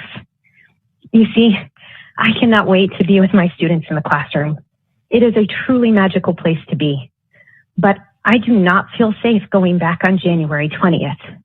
While we have all been working so very hard to bring back a bit of normalcy, there is one thing that is missing: a vaccine for myself and all staff. I am not over the age of 50. I am a mother of 2. When we return, I will not be able to help my own children with their online schooling. I have only one underlying condition, not two, as required for the next tier of getting the vaccine. I am in the last group of our state's population to be eligible to receive the vaccine. I do have a child at home with underlying health conditions. I do not want to bring this virus home to her. I do work with wonderful kindergartners, but it is very difficult for 5-year-olds to social distance and maintain impeccable hygiene while being in the same room for 5 hours each day. And I do have a tiny classroom where 36 inches is the furthest apart any of us can get. I do have colleagues that will be vaccinated and will be continuing to work from home in their online environments. As a kindergarten teacher, I am not afforded this option. I am here to ask you to make one of the following choices. 1, delay face-to-face learning until all staff returning to those settings can be vaccinated fully. 2, lobby for the state to allow teachers returning to face-to-face settings to be vaccinated, regardless of age or conditions. Or 3, allow teachers who are eligible for the vaccine and still working remotely to donate their doses to a colleague that must return to the classroom. Please know that I want so greatly to be with my students, but I also want to be safe and continue to live a life free of complications from COVID or the possibility of death. I want to be here for my family and my students. I want every teacher to have the option to be vaccinated before returning to face-to-face learning. Thank you for your time and your consideration. Thank you. Our last speaker tonight is on the telephone, Celeste Hodge Groden. Celeste, are you on the line with us tonight? I am. You have 3 minutes and the floor is yours. Thank you. Good evening, members of the Anchorage School Board and Superintendent Bishop. Thank you for the opportunity to testify tonight. I am Celeste Hodge Grouden, President and CEO of the Alaska Black Caucus. We are a nonpartisan organization that advocates for the rights of Black people and the BIPOC community in the areas of health, justice, economics, and yes, education. Members of the Alaska Black Caucus Committee on Education have been testifying regularly against reopening schools for good reason. Tonight, I join them in testifying against reopening schools until teachers, staff, and other essential ASD personnel are vaccinated and a secure reopening plan is in place. You already know communities of color, the BIPOC community, are disproportionately impacted by COVID-19, experiencing higher rates of infection, hospitalization, and death, as well as economic and housing disruption. I don't need to repeat this because I know you've heard it over and over and probably tired of hearing it. But let me be clear. It's absolutely not time to pivot until a secure reopening plan is in place and our teachers, staff, and other essential ASD personnel are vaccinated. If you want to safely, securely, and reliably reconvene our students back in our schools, we must elevate the vaccination of essential frontline workers to include teachers and school staff. We all need to continue to work together to deliver on the promise of equity and justice for all. We need to keep equity and justice at the top of our list as we continue measures to limit the spread of COVID, protecting the most vulnerable among us while being mindful of those who have been disproportionately impacted by the pandemic. Children, teachers, and yes, Black, Indigenous, people of color, lives matter too. Thank you so much. Thank you. Madam President? Yes, ma'am. I wanted to share that in the room here, we had someone come to sign up to testify that did not get on the list. And I would wonder if the board would honor one more speaker. Is there anyone else? Yeah, I'm seeing or the some thumbs board up if on you'd the. like I'm seeing some thumbs up on the screen. Yeah, I we can do regret. that. Sorry about that. Nope. In person, so have them come up to the podium, and we'll give 3 minutes.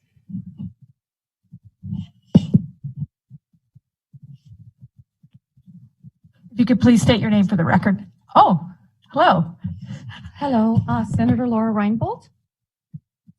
Thank you for the honor, and hi everybody online.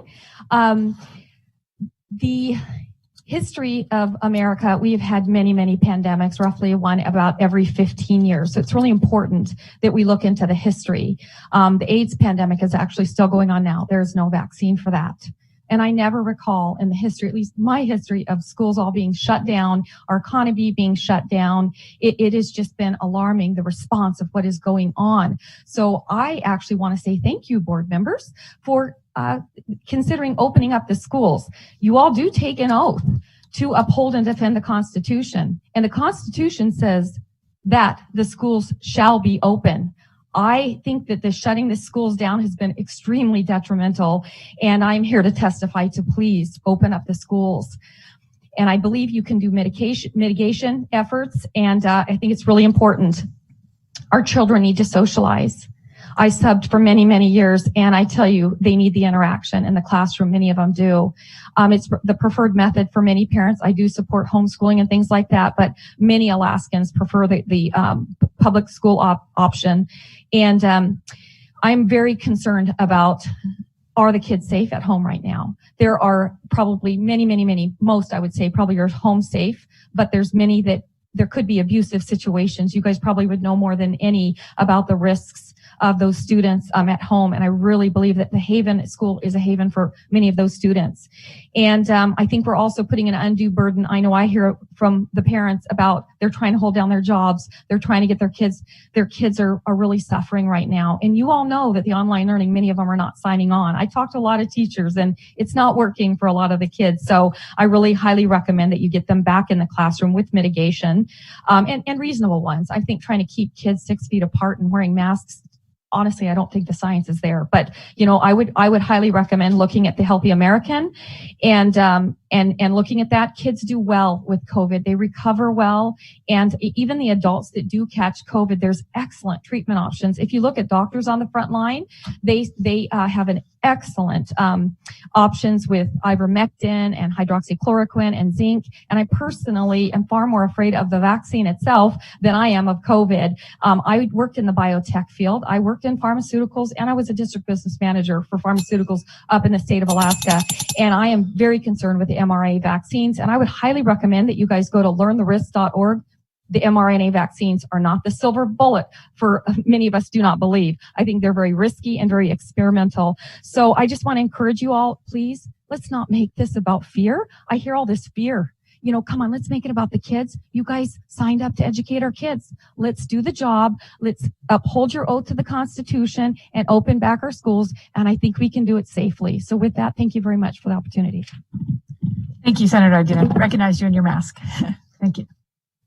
Thank you. So that concludes our public testimony. On the agenda, we also have our written public testimony where most board members know, but just want to say it, for the community as well. I believe there's about a half a dozen or so written testimony that the community has submitted for us, that it is public out there on board docs. So encourage everybody to go out and read those. Next up on the agenda is the superintendent update. And at this time, I would like to turn it over to Dr. Bishop.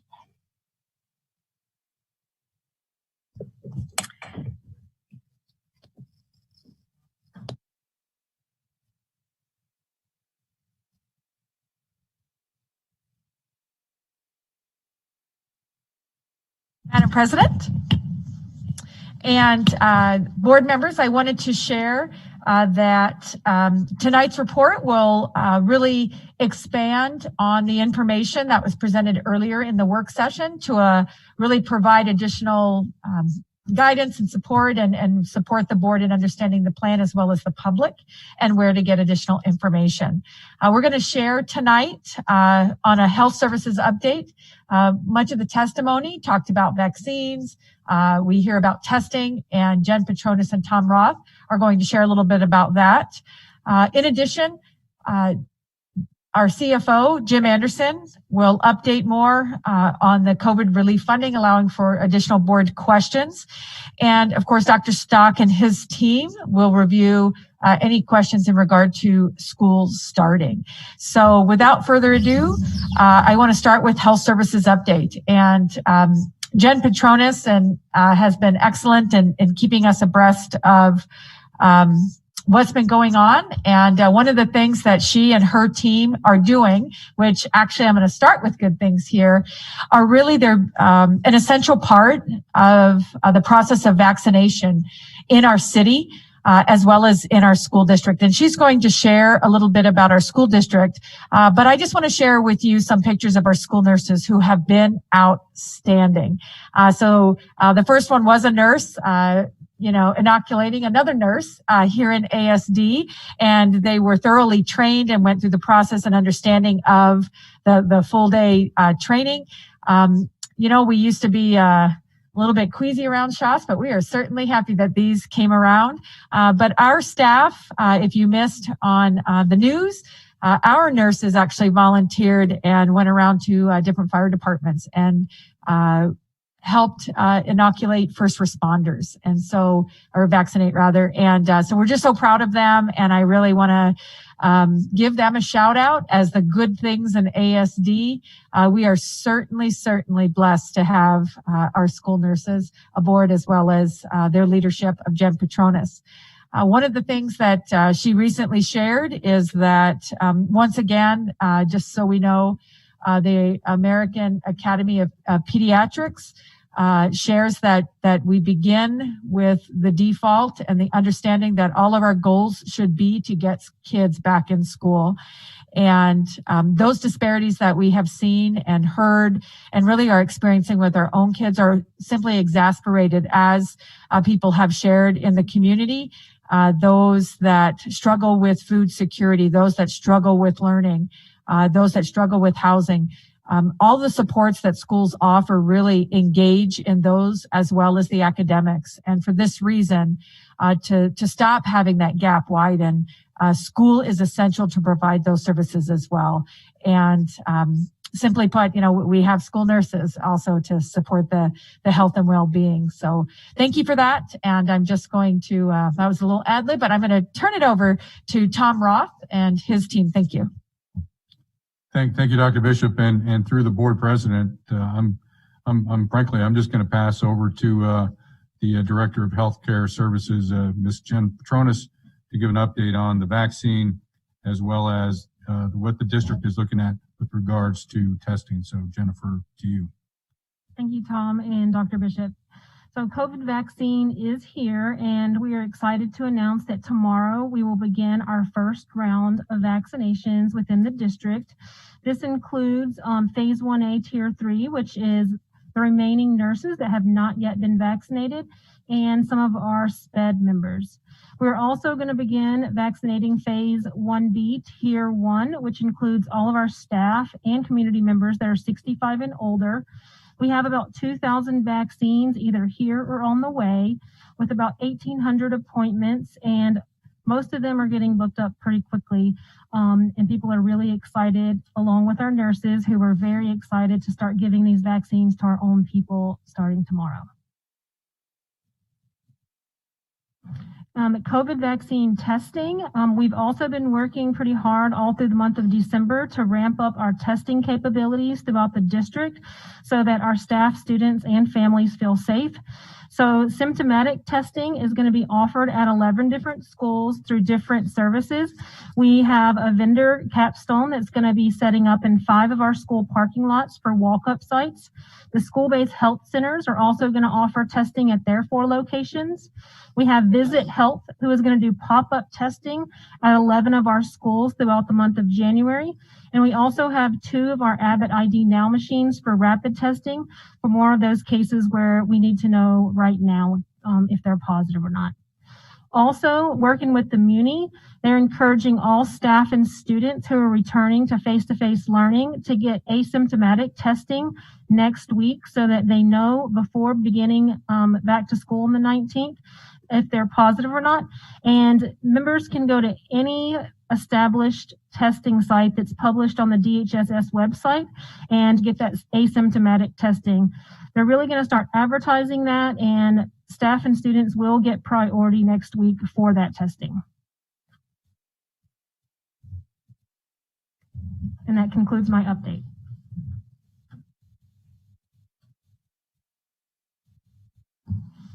Slide, please. Quick update on COVID-19 relief funding. I think all of the board is tracking that the legislature and the president followed with signing the latest relief bill. For K-12, as you can see on the slide, it's $54 billion nationwide, which is still over 4 times as much as the original CARES Act. Alaska gets about 0.29% of that amount, which is just under $160 million. At state level, they're allowed to keep 10%, and the rest will be distributed in accordance with Title I. So over the next week or so, we'll see the more details coming out as to how much Anchorage will get and some of the rules and strings associated with that. There, in addition to that $54 billion, there will be some additional increased funds, federal impact aid, many of the title programs, CITC, 21st Century, and others, and that information will also be coming out. Not large amounts at $10+ million for the whole nation, but we'll see how that plays out for Anchorage. The best part of this particular bill is that these funds can be used through September 2023. So it will allow us to look at efforts that will last more than just 1 year as we look at this. The original or the initial guidance coming out of Secretary DeVos's office is that the funds can be used to measure and address learning loss among students who are disproportionately affected by coronavirus and school closures.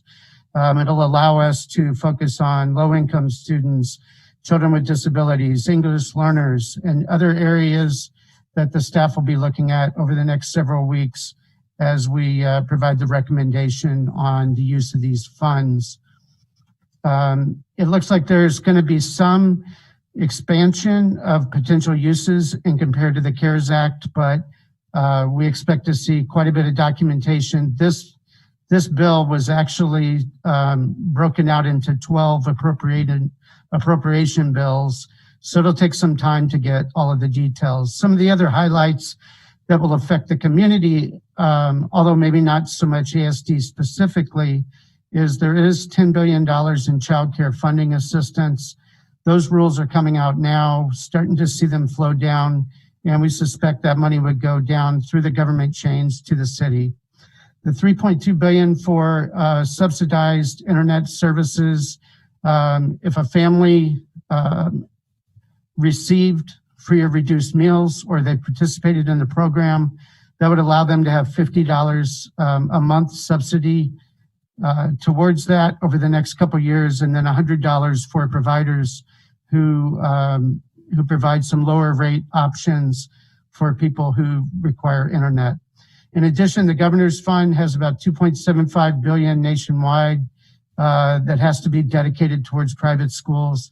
I suspect that we'll be involved with the distribution oversight role of that, but it will not come from our funds, unlike the original CARES Act. Pending any questions? Okay, we can go on to the other piece and then have questions facilitated at the end. Dr. Stock, can you just share the highlights of our school start? I will do that. Thank you, Dr. Bishop, and through the board and to the rest of through the board president, to the rest of the board.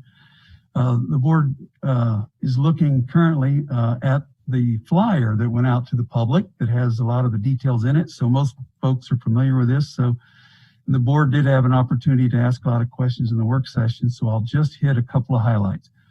The pre-K through 2, K-6, self-contained and Whaley School will be opening on January 19th. Grades 3 through 6 will follow thereafter once we get the mitigation and the logistics, make sure that they're all working well. And of course, you all are aware that the middle school and high school select students will be starting on January 19th as well. And those families have all been contacted before spring break. We're looking at approximately just a broad estimate of about 1 out of every 4 students will be coming in face-to-face in those schools at the middle and high school level for some extra help to get caught up on courses.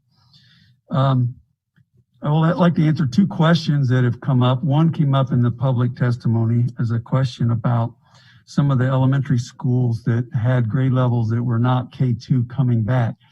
And the flyer that went out describes this. It talks about select elementary schools that have unique programs that may bring back some additional students back along with pre-K2. Examples of that would be we have schools that have combo classrooms where grades 2 and 3 are in one room together. Doesn't make sense to bring back only half your class with just second graders. So many of them would bring back the combination class as a whole to keep the class together. Other examples are various kinds of optional programs, various unique programs, multi-age classrooms, or even schools that have a lot of space and staffing where they could spread out more. There's just a lot of different things that might go into why a school might be unique. The other question that came up that has been common from the community that I'd like to address in closing is just this: what about families who are not ready to come back to school, but do not want to switch to ASD virtual? What are their options? And what I would say is that their option, if they do not intend to return to school for the remainder of this year, would be ASD virtual. We do have short-term options for families that are in flux for a few weeks or a while, or students that are quarantined due to illness. We do have some options whereby those families can access recorded lessons. We've got the entire second semester now recorded and planned out that matches up with the curriculum for those grade levels in the elementary anyway. And so those elementary families would have access to that during the time in which they're absent. But as far as a long-term option, it would be ASD virtual. And so that concludes my report. And thank you. I appreciate the team as well as the school board. I know that we had presented this information, but knowing that our board meetings take into account full discussion, just wanted to provide additional time for comments and really public transparency of our plan and the other items that are timely. This concludes my report. Thank you, Dr. Bishop. Did any board members have any questions on the superintendent report for Dr. Bishop or her team? Member Marcette.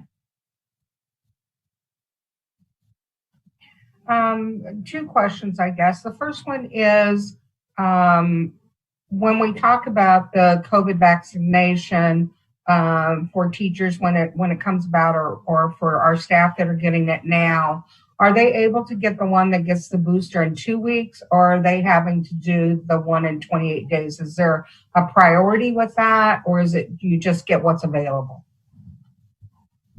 Through the board president, Member Marcette, we ordered the Moderna vaccine when the booster is 28 days later. We do have a small amount of the Pfizer, which the booster is 21 days later. But due to the storage requirements for the Pfizer, we did not want to get it in large quantities. But if somebody really wants the Pfizer, they can request it. Okay, thank you. And then my next question is, when our students come back to school, and I've been reading a lot about, mental health and that sort of thing. And I'm not sure how we're proceeding with this, but we aren't necessarily looking at assessing students right away. And I think I've heard this before, but I just wanted to ask the question again about, are we just going to try to work on getting the children acclimated, meet their needs, and if there's any assessments that need to be done, could be done later? Through the president to Member Marcette, yes, our days are built in with engagement and learning and SEL. But there is a time that we're going to see what kids do know, because in order our teaching is really informed by understanding what kids need to learn. And so we do need to assess. That doesn't necessarily mean a child's going to sit down with a piece of paper or a computer in front of them. Please know that teachers make assessments every 3 minutes. Right. They're determining what to do next in a classroom.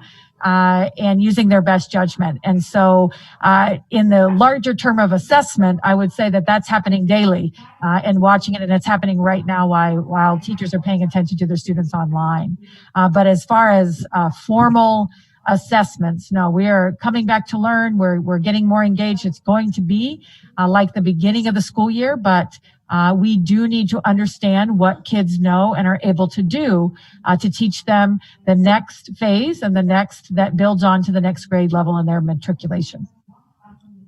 Thank you. And I guess I just want to make a comment for those individuals that are deciding on what's best for their students. My grandson will be returning on the 19th, and so will my son's fiance's daughter be returning on the 19th. So we have 2 children that will be attending school in person. Thank you, Member Marcia. Yeah, thank you. Next up in the queue is Member Donnelly. Oh, thank you, Madam President. Madam Superintendent, Dr. Bishop, the last meeting you advised the board the school district was going to contract with the Bond Educational Group for an equity audit. And I was wondering how much, my first question, or my 2 I'm entitled to, I was wondering how much that contract was going to be for. Sure. We were going to put the details of that contract in the board newsletter this Thursday, but I can share it's a little over $30,000.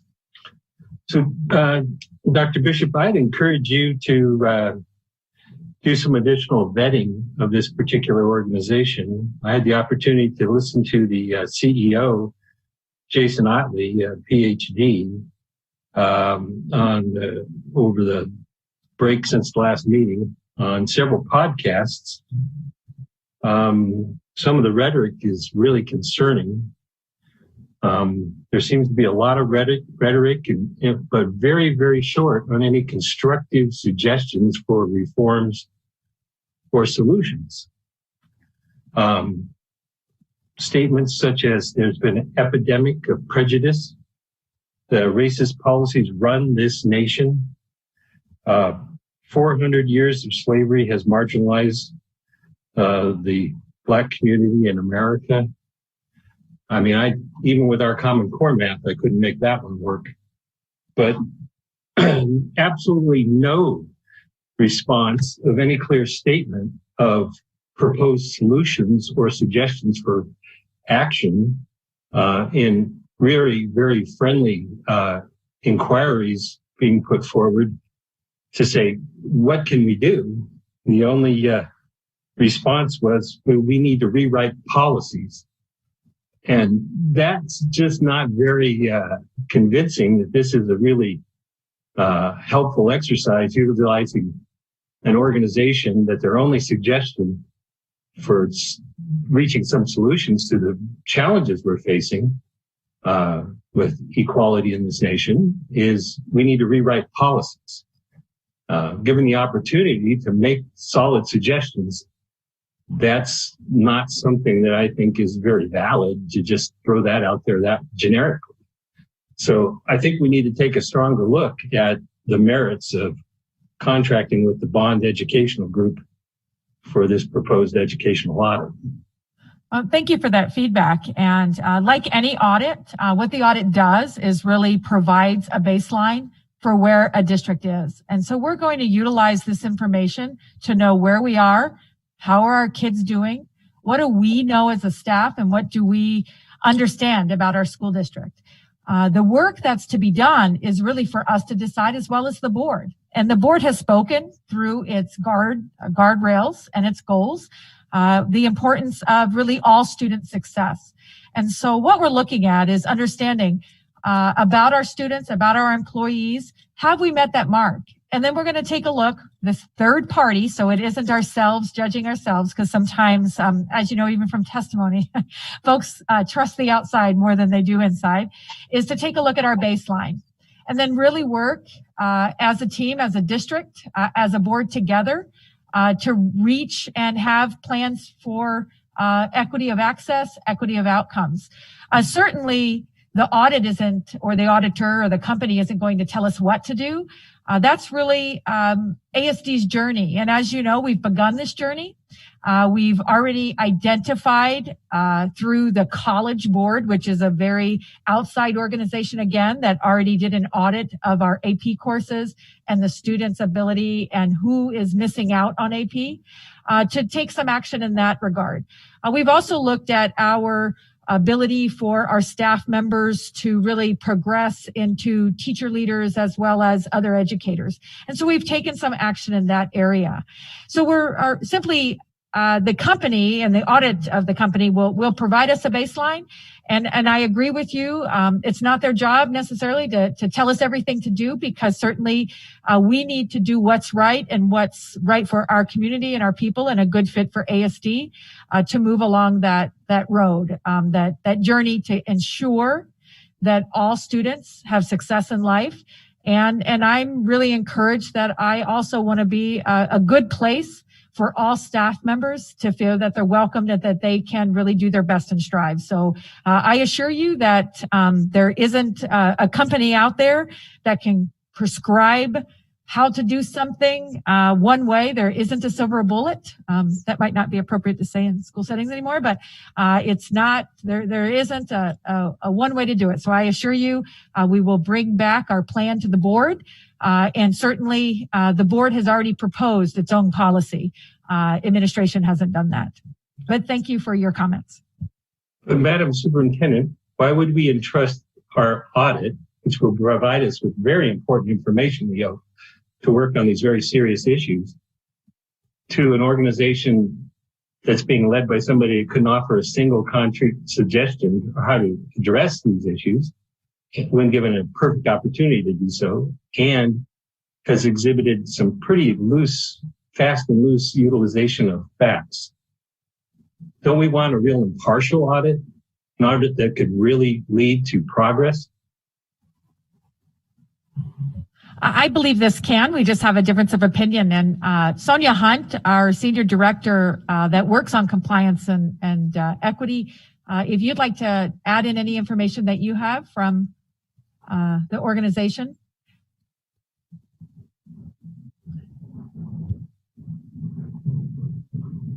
To the president, to members of the board, thank you so much, Dr. Bishop.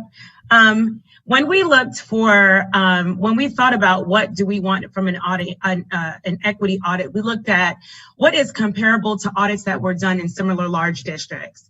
They were typically done by academics, people who were steeped in research, steeped in data finding, that really wanted to look at the culture of equity in a school district, look at the data in terms of things like the achievement gap or the opportunity gap, to look at what types of trainings were needed for staff on various levels. And so when we looked at what other school districts were doing, other comparable districts, this is what we found, and very comfortable with it. Dr. Otley, who leads the bond group, along with his colleagues that will be working on the audit, are academics and scholars in equity. And so that's the type of a knowledge base that we wanted to bring to the table. And certainly, Member Donnelly, we will share the outcome of that with the board, and the board will work through this process with us. We'll be working on this right along with the board. Thank you. Member Donnelly, did you have another question or? Well, I guess it's not so much of a question as I remain very concerned about the utilization of critical race theory to develop policy in this school district. I do not think it's a legitimate academic exercise. I've, read the books that were utilized in the instruction class that the ASD participated in this summer. And I'm very concerned about they are not true academic products. They're really storytelling. It's kind of a pop culture. And it's very concerning if we're going to go down that path to conduct an audit. I think we need an audit that could be useful and helpful and constructive, and let's make some progress. But I don't think we're going to find progress from the folks in the critical race theory community. Thank you for your comments. Next up in the queue is Board Member Holloman. Thank you. Yeah, I was startled to find out we do have schools that are returning all grade levels. Are there other schools that are in between those three and some of the schools that were outlined in the return program? I'm kind of wondering what the status of all the schools is. We can, through the two-member Holloman, through the board president, we can provide that. There are schools in between, schools that have, as Dr. Stock shared, a 2-3 combo or specialized program, a lot of our optional programs, because they have second through fourth grade or first through fourth grade. They've elected to bring that back. The decisions were made at the school level with school staff, not district staff, and their plans had their choice of grade levels brought back. So their leadership teams at their schools worked through those mitigation plans, and they're planning for schools together. And then they provided that and were really reviewed and explored by their supervisors, led by Dan Barker in the elementary school and Kirsten Johnson for secondary schools. So we can provide those. There are quite a few because, as you know, the choice in our district has many, many different choices for programs. Denali is a school that elected to provide their plan with the majority, almost all their students returning at their grade levels. Those that choose to go back to school. There's many that are choosing to remain online. But we will provide the board that list. As a follow-up, I mean, to me, one of the big mitigation options that we had was the ability to use empty parts of the building. But I also realize that probably none of these schools will have 100% of students return. So if it can also include the expected student population that will be coming back, that would be useful to know as well. If all the grade levels are opened up, but only 60% of students plan to return, then obviously there's still a lot of space for mitigation to spread kids out and do different things. But in terms of relaying to the public exactly what's happening, it would help to have that to be more accurate. Thank you. Thank you. That's great feedback. And our schools, as well as teachers, have done, just so the board knows and the public, virtual, tours of their classroom, where students will sit, what the mitigation looks like. We do have at different schools, really by choice of parents, there are, and even in individual schools, different classrooms. Some classrooms we're finding with 15 children, some upwards of 23 to 24. In those classrooms that have more children in them without additional space, curtains, those accordion walls to open up and things like that. That's essentially where they're utilizing those dividers that we made in hundreds and hundreds through Darren Hargraves and his team for those mitigation walls, if you will, those clear walls. So the teachers themselves, as well as the principals, have done walkthroughs, open houses, and video walkthroughs. So we can provide that information because at every school, every classroom, we did take a look because we are abiding by the emergency ordinance of 50% capacity of the fire code. And so that took place as well. So classroom by classroom, teacher by teacher, they were reviewed. But we'll provide that for you. Next up in the queue is Board Member Bellamy. Yes, thank you, Madam President. My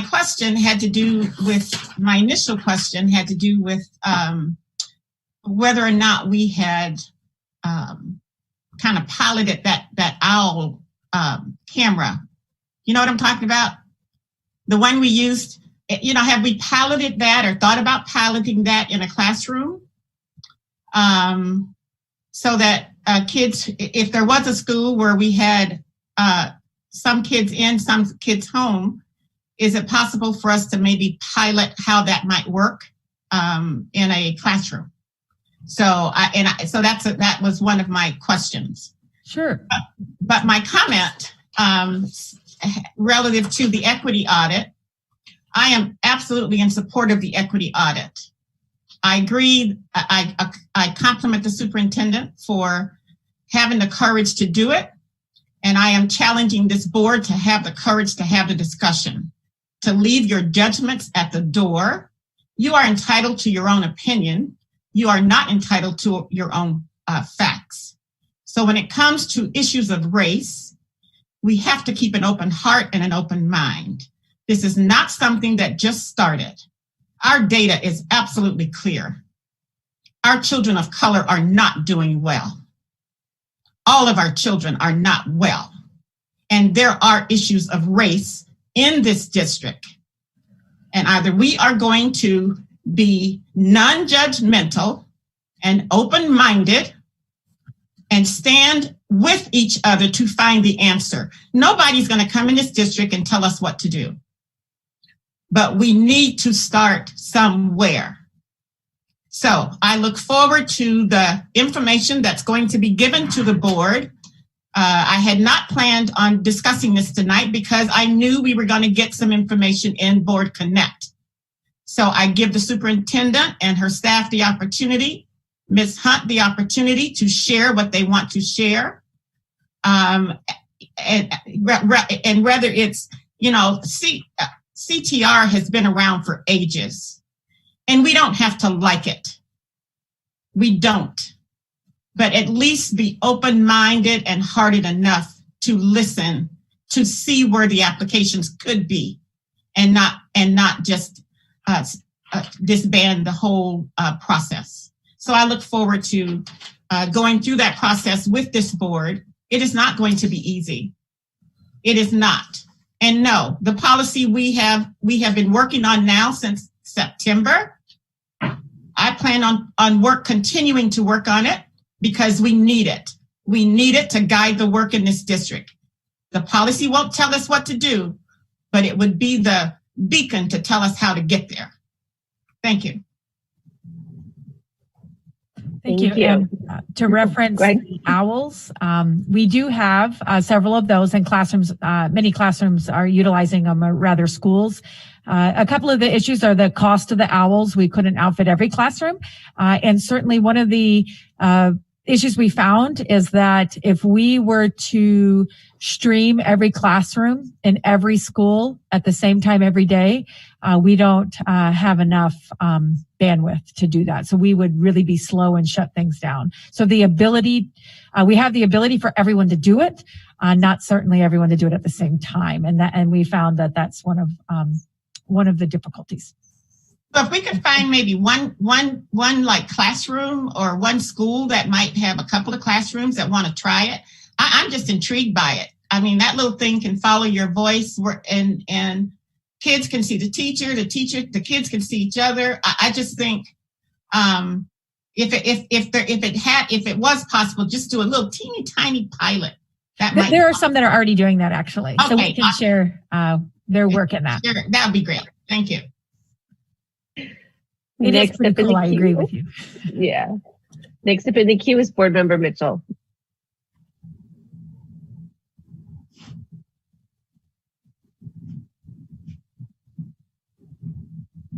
Okay, I'm going to, hang on.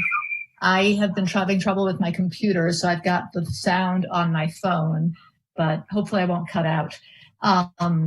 So I am really excited about the new semester. I'm excited about the new year. I'm excited about the vaccine. I am concerned about some of the teachers and some of our staff who do have health issues, either themselves or with their families. I'm concerned about the fact that the prioritization of teachers is saying that initially we're only going to do 50 and above with pre-existing conditions. And I just want to go on record again saying that I really very much appreciated the back to school plan that was presented to us on December 1st.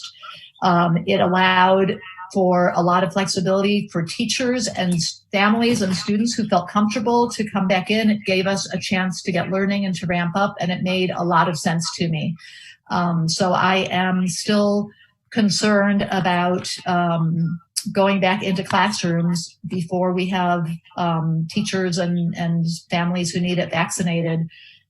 So I think it's everybody's goal to get our kids into in-person learning as soon as possible. But I really appreciated that December 1st plan, and I thought it was wise and took into consideration a lot of different factors. I also just want to say, as we're embarking on 2021, I really I'm just so grateful to everybody from the administration down to everybody for the Herculean effort, the amount of work, the amount of changing, the amount of time that's gone into engaging students to do the virtual. So as we start transitioning back to in-person, I just want to again acknowledge the incredible amount of work and hours and effort and stretching boundaries and learning new things and all of those things, and our students who just the connections that were made, the things that have happened have truly been miraculous, and I really want to commend everybody for that.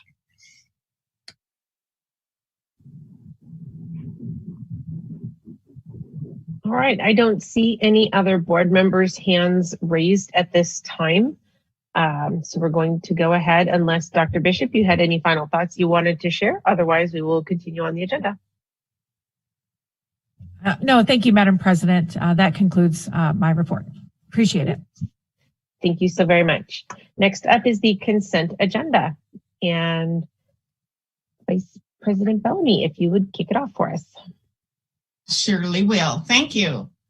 I move to approve the consent agenda consisting of Memorandum 017, the personnel report, regular session minutes from October 20th, 2020, and regular session minutes from November 3rd, 2020.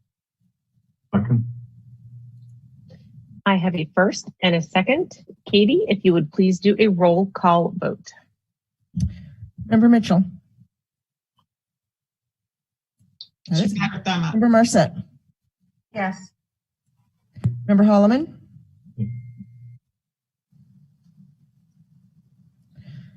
Member Hildy. Yes. Member Donnelly. Yes. Vice President Bellamy. Yes. And President Vacalis. Yes.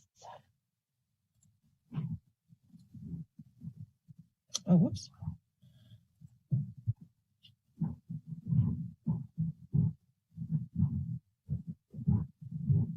And the consent agenda passes with 7 yeas and 0 nays. Next up are our action items. We only have one item on the action agenda. And Vice President Bellamy, if you could. Absolutely. I move to approve the expulsions of the students associated with ASD incident numbers 1321691 and 1321700 as discussed in executive session. Second. I have a first and a second. Katie, if you would please do a roll call vote. Member Donnelly. Yes. Member Hildy. Yes. Member Holloman. Oh, I wasn't looking at the screen. Was that a thumb?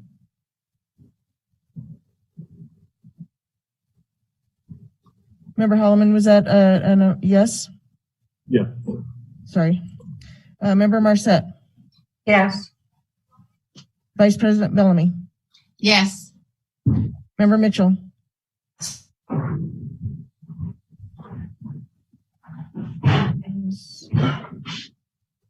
Did we lose? Is Member Mitchell not online right this moment? No, she's there. I'm sorry. Yes, She's got her thumb up. Okay, I'm sorry. I missed that. Thank you. And President Vacalis. Yes.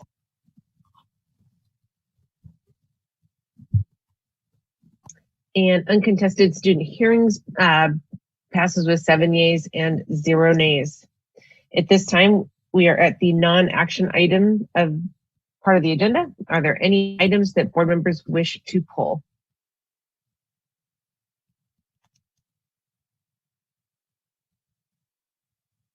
All right, not seeing any hands up, so we'll go ahead and keep on going. It is our second opportunity for public testimony, and I do have one that joined us that was not able to connect earlier.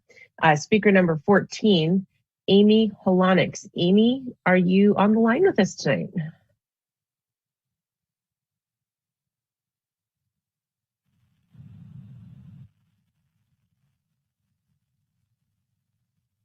Can you hear us, Amy?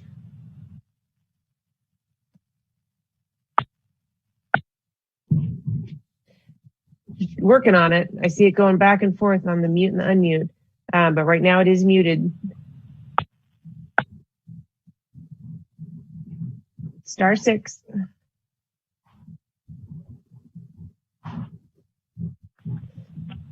How about now? Perfect. We can Okay. hear you. Thank you. You have 3 minutes and the floor is yours. Okay, good. Hi. I imagine. We can hear you. Thank you. You have 3 minutes and the floor. Oh, I'm listening to my computer. I got to turn that off. Sorry. I imagine you're tired of hearing from me. I'm tired of hearing from me, but I have no choice. I want all of us to come out of this alive. We're all connected, so I'm still here. But guess what? There's 2 new players in the game. One is on my side. Yes, our ship has hit an iceberg. Yes, it's sinking, but here is hope, the vaccine. Teachers in Alaska from as far as Brevard Mission to Sitka have already been vaccinated. My friends, healthcare workers and elderly have too. Hang on, let's stay in the lifeboat. The ship is coming. Nationwide, we see a movement calling for teachers to be vaccinated before returning to school. A safer return will be consistent for our kids. We will still teach with masks, stand 6 feet apart, be adamant about safety, but we will be vaccinated. You can't open schools without teachers. Use this energy you have for opening classrooms to get vaccines into our bodies. Demand it. Do it for these kids. I've been denied a virtual job and an ADA request, even though I'm 59 and high risk, so I'm still here. Unfortunately, I'll be used as a sub for every class in the school. Like a fool, I believed ASD when they set safety parameters in the summer about COVID levels and reopening. I regret not taking leave, even though I love my job, and despite the financial damage it would have done. I've taught through many illnesses, but I can't teach through this. I can't risk it for a district and community that reduces me to nothing, denies my health requests and my safety, and gives me no concrete data and when I'll get my vaccine. There's no glory in becoming a headline in this fight. The effort to open January 19th should be reevaluated now that vaccination has begun in our community. ASD should shift focus on getting teachers vaccinated before you open doors. Align vaccinations with those of us going in for the first face-to-face trial period. K-2 elementary teachers should be offered the priority as soon as possible. Postpone until this time. This latest info is so confusing. I said there are 2 new players. One is the vaccine. It's on our side. The other is not. It's the mutant variation that is more transmissible and possibly more harmful to our children. We need to be more conservative in protecting them. This highly transmissible variant wreaked havoc in Great Britain, causing the country to lock down, shut schools, and close borders. It's already in at least 4 U.S. states, putting our youngest and most medically fragile students face to face while the variant is spreading in our country is reckless. We need to stay virtual, reevaluate, and vaccinate. Thank you. Thank you. And I do not see the other possible speaker that was going to join us, so I'll reach out and see if she wouldn't mind submitting a written testimony. Next up is school board and administration comments. And are there any board members or administration that have any final thoughts that they would like to share for the night? Member Marcette. Of course I do. Sorry. So, Dr. Bishop, how many teachers do we have employed with the school district that are have contact with children, aides, teachers, that sort of thing? How many would you say we have employed?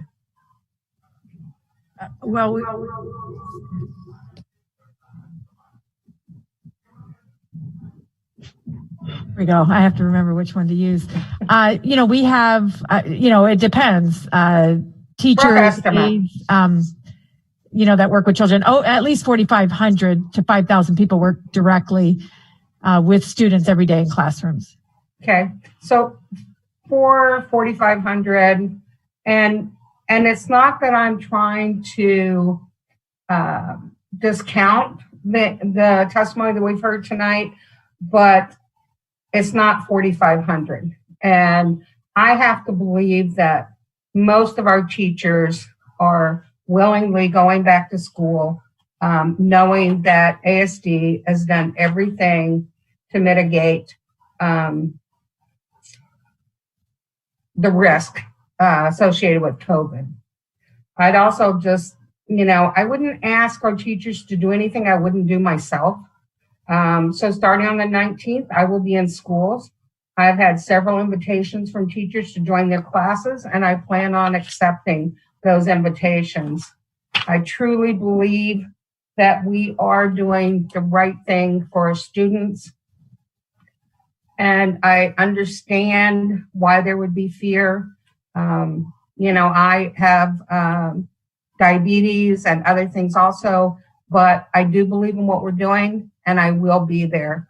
Just so you know that I would never ask a teacher to do something that I would not do. And I do support our teachers. I think they do a tremendous job, and I just wanted to make that statement. Thank you. Thank you. Next up in the queue is Member Bellamy. I just want to do a shout out to Katie Grant. Katie, for those of you who do not know, she is the wind beneath our wings for this school board.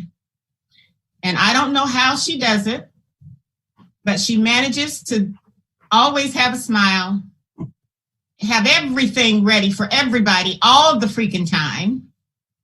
And Katie, I just want you to know that we appreciate all that you do. And I am inspired by your tenacity, your attention to detail, and I thank you. And I actually really do love you. Hear, hear. So, thank you. Hear. Yes. And the other thing I'd like to just share is that the Anchorage Pub, it was in our Board Connect, but I also have been trying to get my own book club together for the Anchorage Reads. They're bringing back the Anchorage Public Library is bringing back the Anchorage Reads program. And so in that program, the community involves itself in literature, in reading, through book clubs and sessions at work. And so I just want to give a shout out to them and encourage people. If you want to be on my book club, just send me an email or a text because I want to do a book club around the They have one book that they've selected for students. I don't have that with me now, but they also have the second book, which is for adults. And that book is by, it is entitled Stamped from the Beginning, A Definitive History of Racist Ideas in America. And that is put on by the Anchorage Public Library. And I look forward to participating in community discussions around literacy and civic dialogue. So I just wanted to put that out, but it's in our, you can look on their website, but it was in our Board Connect this last time. And my final announcement, which I wanted to announce at the beginning of the meeting, is the Alaska Children's Trust is going to hold a Vote for Kids mayoral forum. And somehow, and they are looking for organizations who would like to partner with that. They're not supporting anybody. It's informational only. So I just wanted to share those 2 points. Thank you. Thank you. Next up in the queue, Member Donnelly. Oh, thank you, Madam President. And follow up on Member Bellamy's information there. I think she's absolutely right. We need to be open-minded and listen as we deal with these important issues. As we heard last summer, 2 particular books were utilized in developing an educational class for our instructors, I believe. One was How to Be an Anti-Racist, and the other was White Fragility. I was lucky to get copies of those and read those and took a lot of notes while I read them. And I'm really looking forward to any kind of a public discussion regarding those 2 works. I totally agree with Member Bellamy that it's good to be non-judgmental and open-minded. But for the Anchorage School District to be hiring someone who is anything but that to conduct an audit is simply wrong.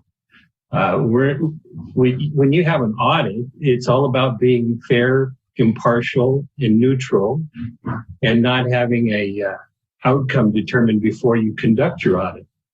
And I think the track record of the company that we are proposing to hire is the exact opposite of that, as I think I proved with some of the direct quotes from the CEO of that company tonight.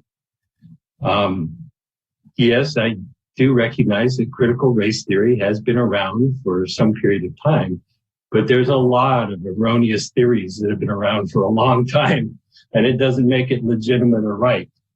And so I think we need to really be open-minded and have a frank discussion about the substance of critical race theory and the merits of it and its faults, because there are very significant gaps in its efficacy and its lack of being really an academic area. It seems mostly based on storytelling and just predetermined assumptions. And so I really look forward to having that discussion in an open-minded way in that debate. Mr. Dolly, I welcome you to my book club. Thank you. Looking forward to seeing this. Next up, Board Member Mitchell. Hi there. Yeah, my member Bellamy mentioned something she said triggered my memory. The Alaska Association of School Boards has opened their 30th annual June Nelson Memorial Scholarship. They will be giving away 15 scholarships statewide to graduating high school seniors for $1,500 each. And I encourage any ASD senior who is interested in continuing on to post-secondary of any type of education to apply for that. You can get that information at AASB, Alaska Association of School Boards.org. So the application period closes on March 8th. Thank you.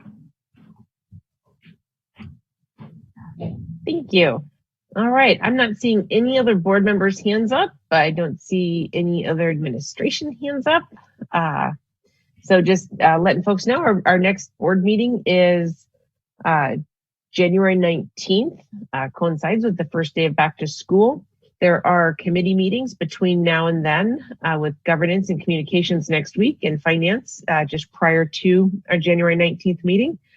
And I believe those are all the updates I've got for everybody. At this time, I'd entertain a motion to adjourn. Move to adjourn. Happy New Year, too. Yes, everybody have a happy New Year. We'll be a great see everybody in a couple weeks. Yep. All right. Thank you.